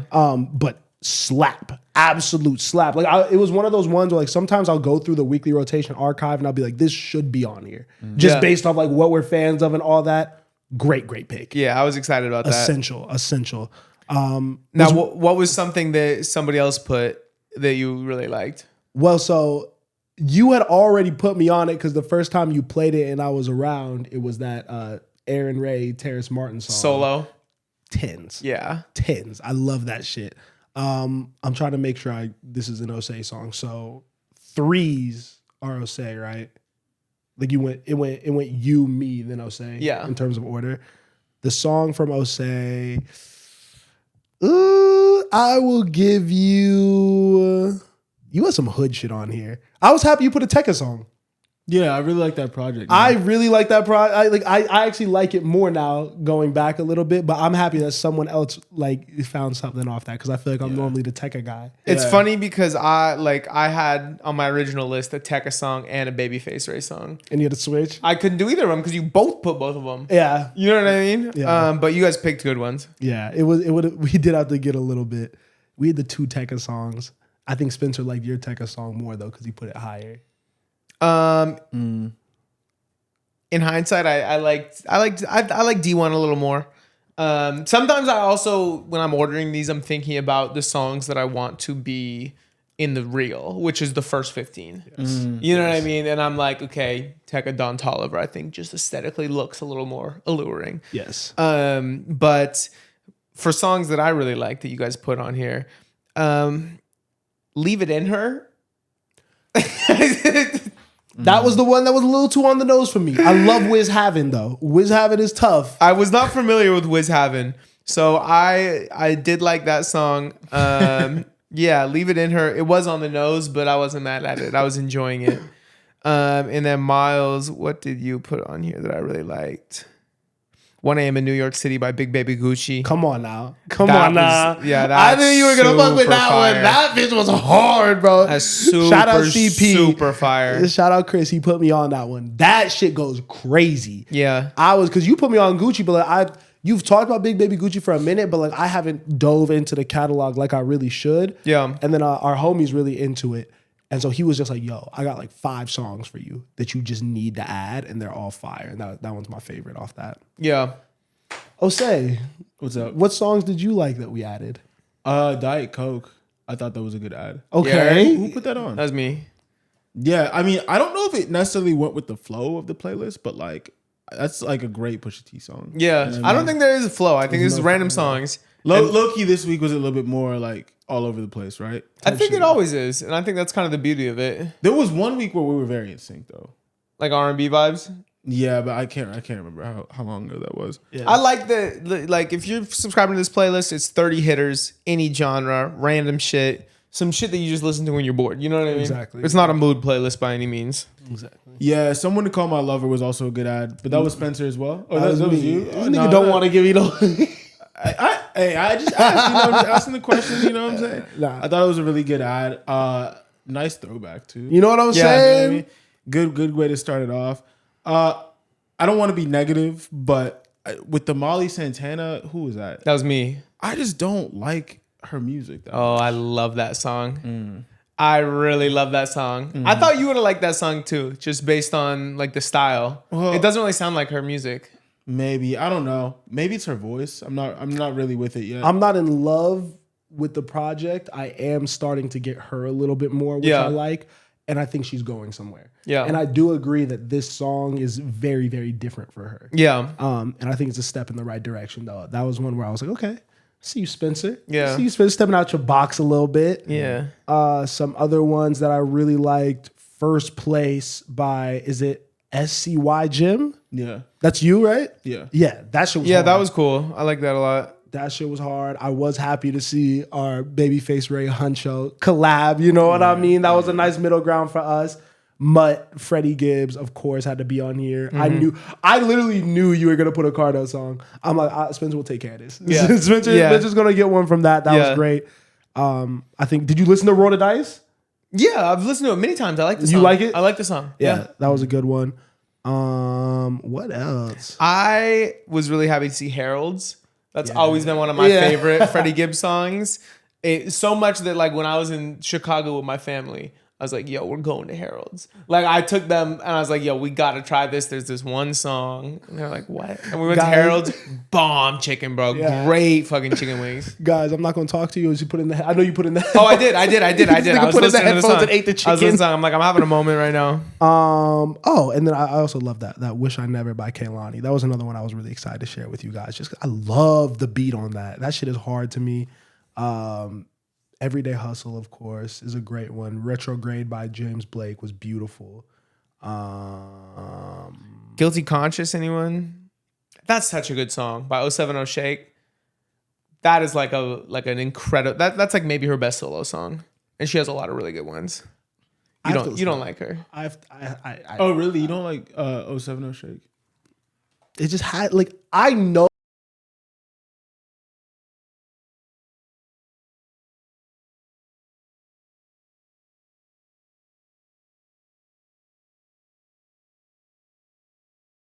Guilty Conscious. Yeah.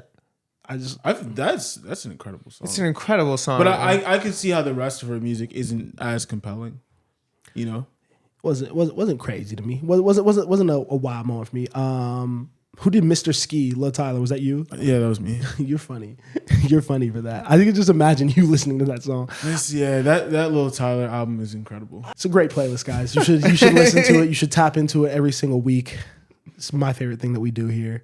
We'll see what we have next week. I'm excited for it. I've been building up mine for next week already. Mm-hmm. It's pretty good. I'm excited for it. I'm working on mine. All right, let's get into the album that we're reviewing.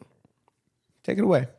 We every single week go back to classic albums, mixtapes that we want to just kind of highlight, put a little bit of a spotlight on. And this week we went back to House of Balloons by The Weeknd. Mm-hmm. Another one where it was like, oh, so I just get to, listen to something that is normally in my rotation a little bit. Yeah. I love this era of The Weeknd. I think for me, 2011, I did not understand what was happening with this. Yeah. I'm fucking 11 years old. Like, what am I going to do with this album talking about drugs and sex? Yeah. But over COVID, when we were in the peak of lockdown, was when I fell in love with the whole trilogy series, and this is my favorite one from it for sure. Mm-hmm. Some of the best standout tracks as individual songs in the entire trilogy. And then because I always listen to trilogy as the whole three. Mm-hmm. You know what I mean? Like if I'm going to dive into it, I'm going to listen to everything, or I'll have a weekend, couple hours. Yeah. When I'm just listening to this 11 songs though, I could understand how if you've never heard of this guy before and this is the first thing that you're ever hearing, what? Mm-hmm. Changed R&B forever. I think that since this dropped, everyone has been trying to catch up with this sound because it was so innovative and so ahead of its time and started off one of the best careers in music history. Yeah. Because this is his true debut, right? Yeah. Was there any music before this? Any mixtape? Anything that you guys are familiar with? Or is this really how he came out? This is the first thing. And the single was Wicked Games, right? Yes.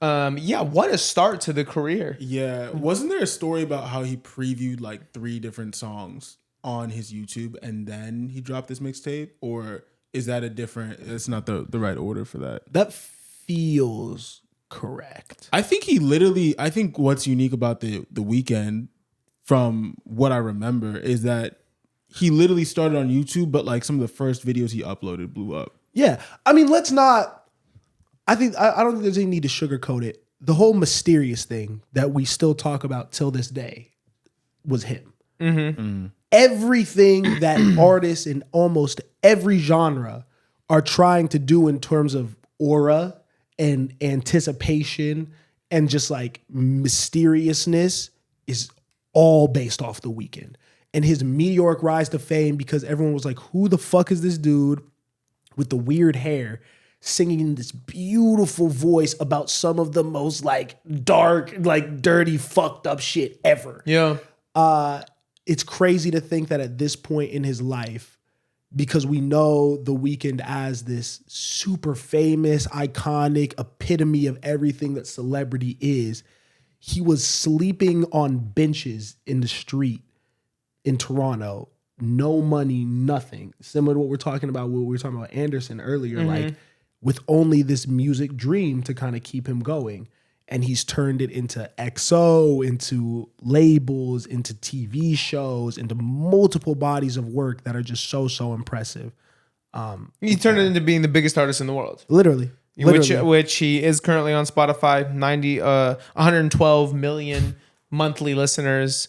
Number one, has held that spot for majority of the last 5 years, despite going up against people like Taylor Swift, who we just assume are the biggest because of all these people in Middle America that we might not know, but listen, but no, Abel, The Weeknd has been that for the majority of the last 5 years, and that is an incredible feat in itself. It's just so special. I think that you could maybe, because you were like a freshman in high school when this came out? Yeah, freshman in high school. So were you listening to it when it first came out, or did this also come around for you a little bit later? No, it came around a little bit later. I would say I started listening to The Weeknd and Trilogy when Take Care came out. Okay, yeah. Because that's when I obviously he was featured on the project. So then I heard about him, and then I had heard about him before, but I never really dove into the music because it was a little slow for me, and I didn't understand it. Yeah. I would say at this point in my life, I understand it the most than back then. What? I want to go to the parties that he's talking about. Mm? I can't lie. What do you mean? Not all of it. Not all. It's a little freak off. Nah, those there are some freak off vibes a little bit. Yeah. But I could can just go do some blow. I feel like this era, bro, was so different. And I could just imagine being outside or being at an after party and hearing this shit on. Yeah. Probably wild. Probably leads to some bad decisions. No, definitely. Some of these songs definitely could be the soundtrack to a post game. You know what I mean? Or the drive to the post game. Yeah. It's a vibe. I mean, to me, this just sounds like probably some Hollywood Hills type party. Yeah, you know what I mean? 3 a.m. at somebody random crib. Crazy wealth. Yeah. Definitely. But it's not yours. You're not at your crib. You know what I mean? You're just kind of here. How did I get here? Exactly. Yeah. We vibing. We having a good time. Do you guys have a favorite song on the project? Yeah. For me personally, it's always been I want to go Coming Down. Oh wow, okay. I want to go Coming Down. Obviously, I think the one that I play the most is Loft Music, just cuz easiest. It's kind of more upbeat. You could play that around other people. But I think that when I heard Coming Down for the first time, I was just like, "Oh, you're not just doing the pretty voice dark shit. This is great lyricism." I always want you when I'm coming down, that whole concept of just fucked up love. I love how The Weeknd throughout this whole trilogy is kind of playing a villain character a little bit. He did for I feel like a lot of his career. Yeah. Yeah, he's I'm a bad guy and I don't give a fuck about it. You know what I mean? Cause you still gonna be here. You still gonna fuck with me. All these women gonna fuck with me, to be honest with you. I ain't gonna tell y'all no lies though. Yeah. Shit, in the morning you gonna have to get the fuck up out of here. Or I probably will too, because I do not live here. That's definitely the vibes I get from that. But yeah, Coming Down is special to me. Yeah. Oh, so you got a favorite song? Is it too basic to say The Morning? No, it's a great song. It's an amazing song. It was probably the reason why I really started messing with The Weeknd, to be honest. And then High for This, just because there were a couple EDM remixes that came out during that time period. I don't know. I was a little bit into EDM around that time too. There was a High for This remix. I can't even remember what it was called, but it was elite. And it really made me love this song because it gave another layer and depth to it. Yeah. Oh yeah. You guys might disagree because I've heard some people get tired of this song, but I love the party and the after party. Yeah, it's a great song. I love that song. That's not, you don't even listen to that shit. You experience that shit. You know what I mean? 8 minutes, different changes. My favorite part is the section at the end. When the electric guitar comes in and he does that last verse. To me, that's one of my favorite moments of his whole career. Those two, House of Balloons / Glass. What is it? Glass Table Girls. Yeah, that and the Party and the After Party are just like out of this world creativity. Yeah, just take you on. Like, it feels like you're in the bender. Yeah, you know what I mean? Like, you're going through everything. You're seeing what he's seeing. Talking about House of Balloons, like, that feels like a chaotic party. Like, when you realize, like, oh shit, I'm drunker than I thought right now. Yeah. There's a lot of flashing lights going on. I'm just kind of like, whoa, what the fuck is happening right now? Love that song. Talking about High for This, though, what an intro. Mm-hmm. What a fucking intro to his career, bro. Yeah. If you have no idea about what you're going to get into, just hearing these, like, big ass drums over his, like, is falsetto on this too? Like, that incredible high pitched voice that he goes into.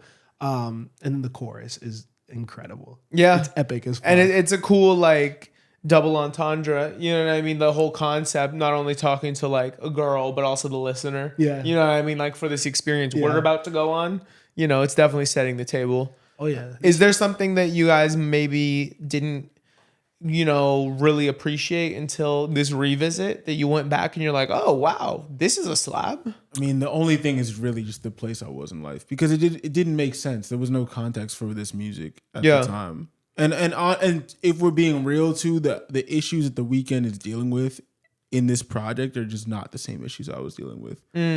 So you think you kind of heard everything a little bit new because of the meaning? Yeah, definitely. And as I've grown older, like, the meaning has become, I mean, even more relevant. I mean, I would say, like, I'm not as drugged out as the Weeknd. You know what I mean? Yeah. Like, that's never gonna be my thing. But I think the issues he's talking about when it comes to, like, relationships and money and, like, trying to find his way in the world, like, I can relate to that all at some level. Like, I'm not out here in the streets, like, homeless, right? But I think you find him stumbling out of his home in Toronto into LA and, like, different places and trying to figure out where he belongs in this world. And obviously he's going through a hard time and depression and trying to deal with girls and all these different stuff. I think these are relatable topics that as you grow older, you might face. Kind of crazy. He was probably facing this at, like, 22, maybe younger than that. Yeah. Mm-hmm. Yeah. To your point a little bit, I've never really related to the Weeknd, especially early on, because I don't think I've had that, like, I don't really operate with that type of self-confidence. So, like, the way that the Weeknd kind of speaks about himself and, like, just, like, the way he kind of carries throughout this project, I never really related to that. I definitely relate to more, like, give me Snow Child Weeknd. Yeah. You know what I mean? I feel that shit a lot more, but I've never really loved What You Need. Mm-hmm. Not my favorite. And I still don't love it, but, you know, as I get older, I appreciate that more. On this re-listen, though, Glass Table Girls.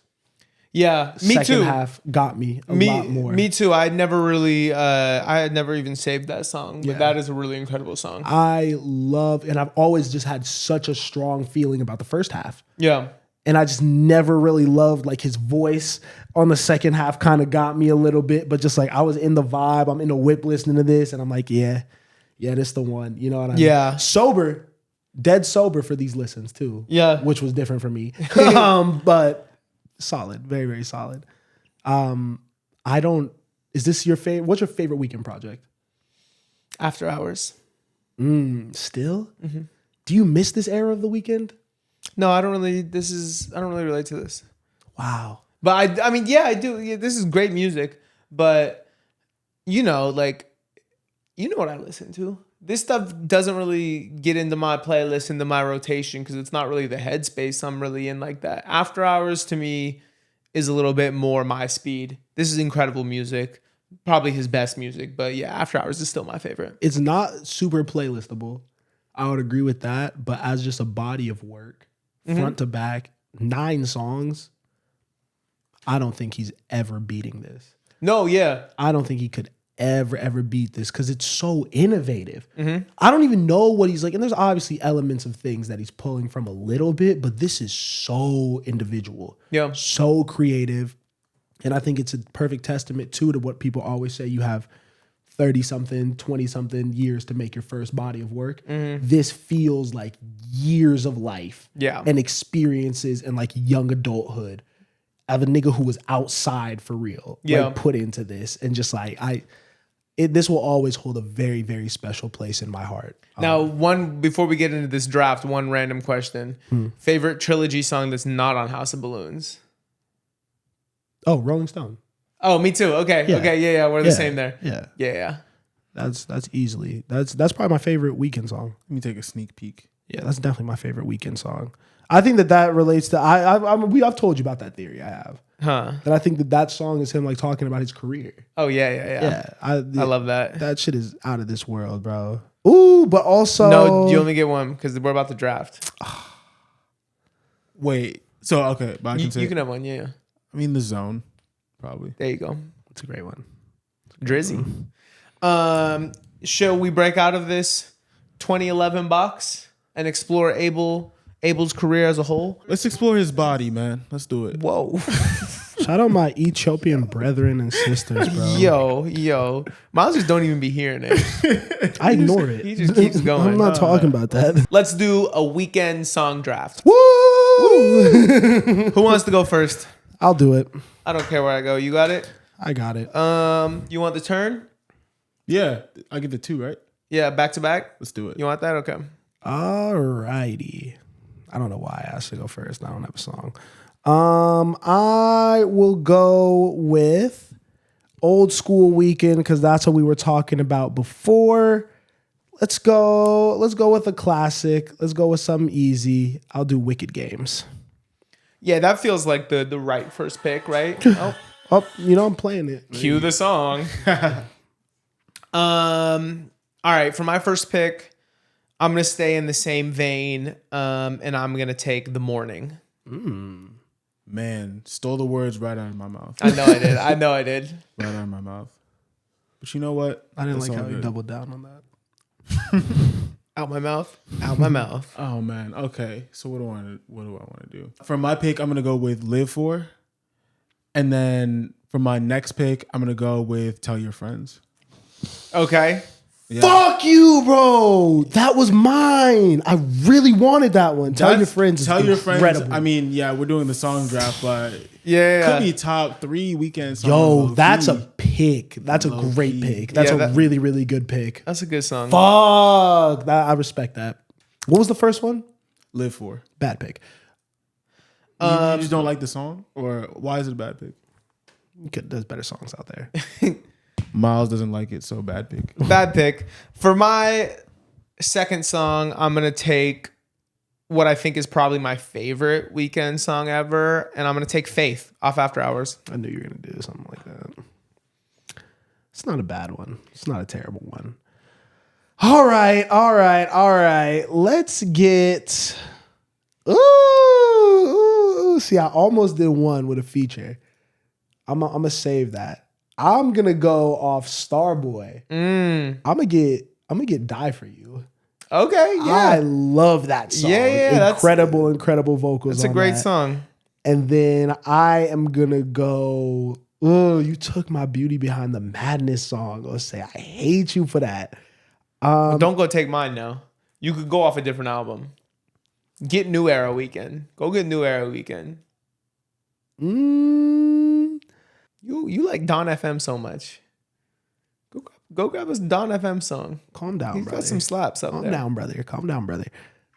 Cause see, I don't want to go just for the hits. I want to go for shit that I really, really love. Mm-hmm. Something that has a personal connection with me. Oh, I'm gonna go. I'll do Snow Child. There you go. I'll do Snow Child. All right, cool. For my third pick, I'm taking Acquainted off Beauty Behind the Madness. Okay, that's a great one. That's That's one of my favorite early Weeknd songs. Yeah. Pre-pop Weeknd. Is that early Weeknd? That's Beauty Behind the Madness. I think that's a little bit pop Weeknd. I feel like... What was the term? I feel like... I guess that is the term. I feel like Can't Feel My Face was like, all right. But it's still some of that dark shit on there. You could say Beauty Behind the Madness is the turn, but Starboy, I feel like, is when it was full. Yes. Now he's pop star. Yes. You know. Osei's going to do Earned It. Don't spoil someone's pick like that. Is it the 50 Shades of Grey one? Yeah. I was just saying. Because you're perfect. He's just a freaky nigga. My bad. How you know all that? How you know that one, twin? For my pick, I'm going to go with Save Your Tears. Okay. And then my next pick is going to be High for This. Good. Wanna be high for this. You know, we actually podcast with The Weeknd. Abel Tesfaye.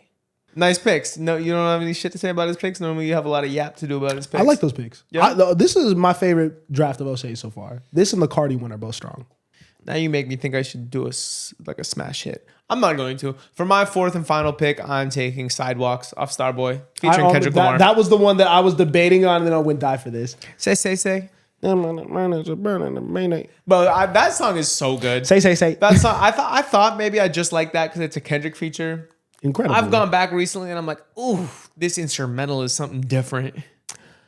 All right. With the last pick in the song draft, you know what? You came at me a little bit because you know how I feel about Don FN. I'll end it off with an incredible Don FN. Ooh, I kind of want to go Early Weekend though. Because I only have one Early Weekend song. I feel like the Early Weekend didn't get all the love it deserved. It deserves. Just do what you want to do, bro. Just stand on it.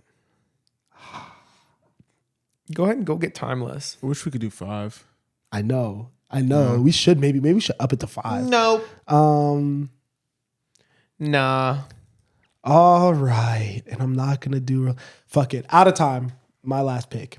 One of the best pop songs I've heard in a very, very long time. Love that. Just exhibition in songwriting. Great song. It deserves to be there. Yeah.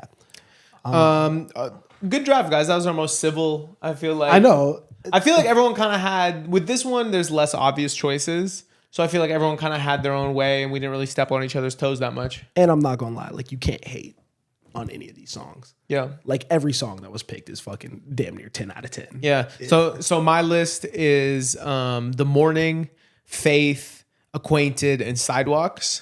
My list was my list was Wicked Games, Die For You, Out of Time, and I forgot my other Snow song. Child. Snow Child. Do I have to say it again? I think I should say okay.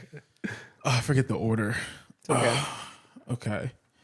My list was Live For, Tell Your Friends, High For This, and Save Your Tears. I don't know who's gonna win that one. It's me or Osei. That's a hard. What is wrong with my list? That's not the people aren't gonna like that one. No, they're gonna like it. What I do wrong? They're gonna like it. What I do wrong? No, it's a good list. Like you said, these are all great songs. Nah, but you hate it right there. Let me at least learn from it.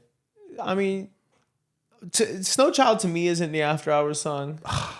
It's not even top like 5 for me on that album. Nah, But you like that song, you got it. Nah, yeah, you ain't never. And I forgot what else you picked.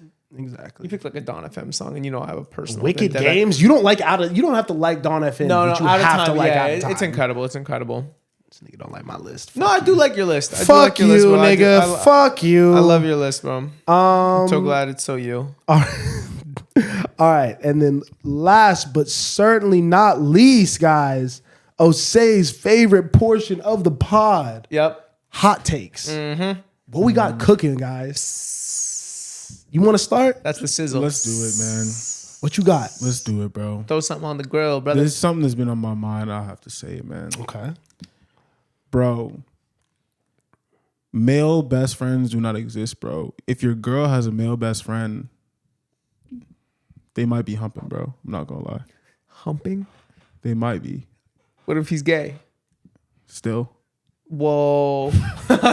Don't like that. Doubling down. That's how you feel? That's how I feel. Do you have any research to back that up on? No research. Just vibes. You have no female friends who have a guy best friend? No female friends. Are you the guy best friend of any females? I would say that any guy best friend relationship that I have seen has been irresponsible. That is my statement. Have you been the guy best friend though? I would say that any guy best friend relationship that I've seen has been irresponsible. That is my statement.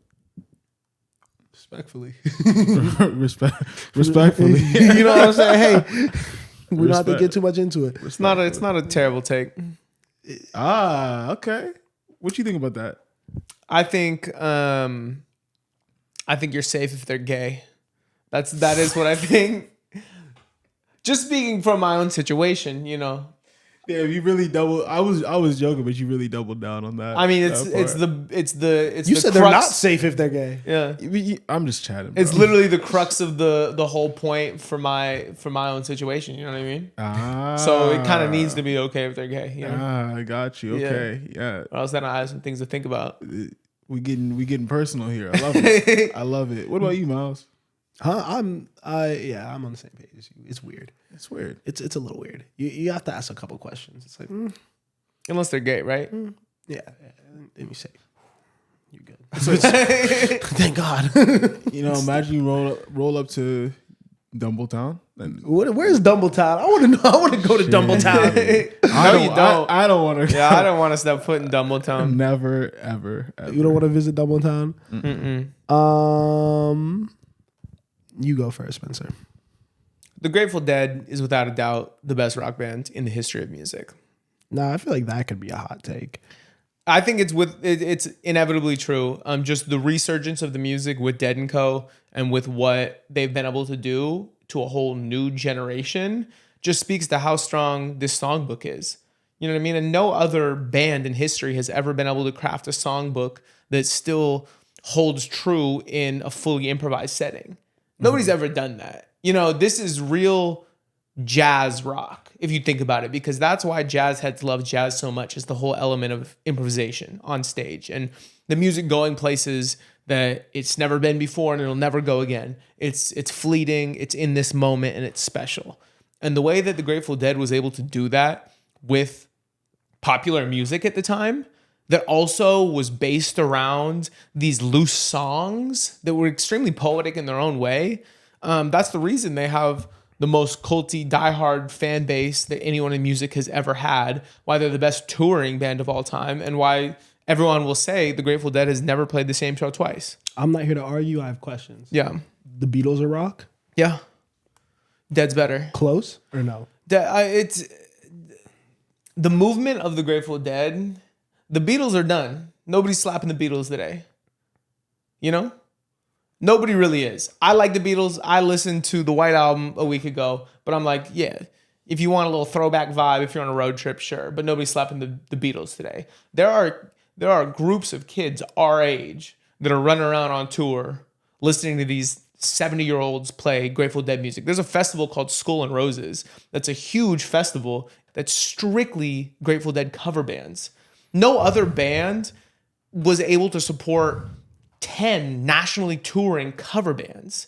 Dark Star Orchestra. You know what I mean? Like, these are huge acts that are playing big rooms as cover bands because this music is so special and because it's not just about the song, it's about the moment, you know? Mm-hmm. I don't think a rap album will win or be nominated for Album of the Year at the Grammys for at least the next 10 years. Whoa. Yeah, that's hot. I disagree. I disagree. That's a hot one. I like that. You don't think when Kendrick Lamar drops his next album, they're not gonna nominate him? He was the only one that was fucking me up. He's definitely getting nominated, bro. He's definitely gonna get it. That's a hard one. And some other guys will too. I think he's the only one. But what do you think is gonna happen in 10 years? Where do you think the genre is gonna be? Where it's gonna be? Is it still gonna be rap like we know it? No. It's gonna be a new sound that the Grammys accepts. Yeah, I think something's going to change. I think people are going to have to improve it and stuff like that. Because I think it's going to get to the point where it's really Playboi Carti-ish. And Cardi hasn't been nominated for an Album of the Year, right? Yeah, right. So, but then my other one was going to be, and I'll just say, well, because I wasn't sure if that one was like Kendrick. You know, I'd be capping if I said that. That's not true. I don't think we're going to have a new rap act be able to play arenas for the next 10 years. Yeah. That might be. Is that hot though? A little bit or no? I think it's a little bit hot. I think I agree with you. I don't see that happening. Yeah. I don't see none of the young bulls really being it. And that's no shade to them, but I just don't know if the appetite for rap music is there anymore. And also you look at how it's being produced. Like you get a front row seat to how they make rap music and how it's less catering to a live performance than ever. You know? Mm-hmm. I'm not mad at that. But that being said, we gotta save the genre. You know, so prove me wrong, please. All it takes is one little rod wave. You know? And that's why I had to say new act, because that nigga's gonna be around for a while, and I think he will continue to put out music. Win a Grammy. Just one not so little rod wave. Now Osei, He won't. if you were really trying to have a good hot take, that would have been a great hot take. Rod Wave will win a Grammy. That would you already fuck. You can have 2. I said 2. You got 2. I said 2 too. This is just doubled up. Double hot take. We're just wasting our shit. Yeah. I don't think Rod Wave will ever win a Grammy. I think Rod Wave could win a Grammy for sure. No. Not for a song. Huh? I think Rod Wave could for sure get a song off. Yeah, for a song. Yeah, he could get Definitely. a Grammy. I think he will. I think It's only a matter of time. That's definitely a hot take, but yeah, because I think he also makes music that is commercially acceptable and digestible for everyone. I think there's depth to it too. I could definitely see Perfect Storm type moment shit on his little All My Life shit. That's the one that Lil Durk got nominated for? Yeah. If that nigga got one off of that song, no hate. You know, love to the streets. Or what's the new one? What the new tape that he's dropping with I Show Speed and Kai on it? Oh, it's a series, but I forget what it's called in the moment. I think it's Love Songs for the Streets 4. 3, yeah. Is it 3 or 4? 3. Okay, 3 then. But yes, that is dropping with I Show Speed and Kai Cenat on it. I hope. Sabrina Carpenter too. Oh God. Don't lowball him, bro. He got Morgan Wallen, Sabrina Carpenter, Lil Baby, Future. Durkio. I hope this next Rod Wave album is incredible, and I think it might be. I really hope it is. Yeah, it feels like he's going a little bit more, I wouldn't say pop leaning, but the songs are a little bit more upbeat. Like a little bit less depressing, you know? Yeah. After the heartbreak song we listened to a week ago with all the fucking hearts falling down. That was my favorite video ever. I think like if you listen to that song without the video, it's kind of a happy song, low key. It's talking about falling fast in love. And like getting your heart broken, right? Let me see. Get us up out of here. Falling fast. Let's play it. No, sing us out. Get us out of here. Oh, my bad. Let me have that be the outro. No. Thank y'all for watching, man. Like, share, comment, subscribe, tell a friend to tell a friend. Yep. Catch y'all on the next one. Peace.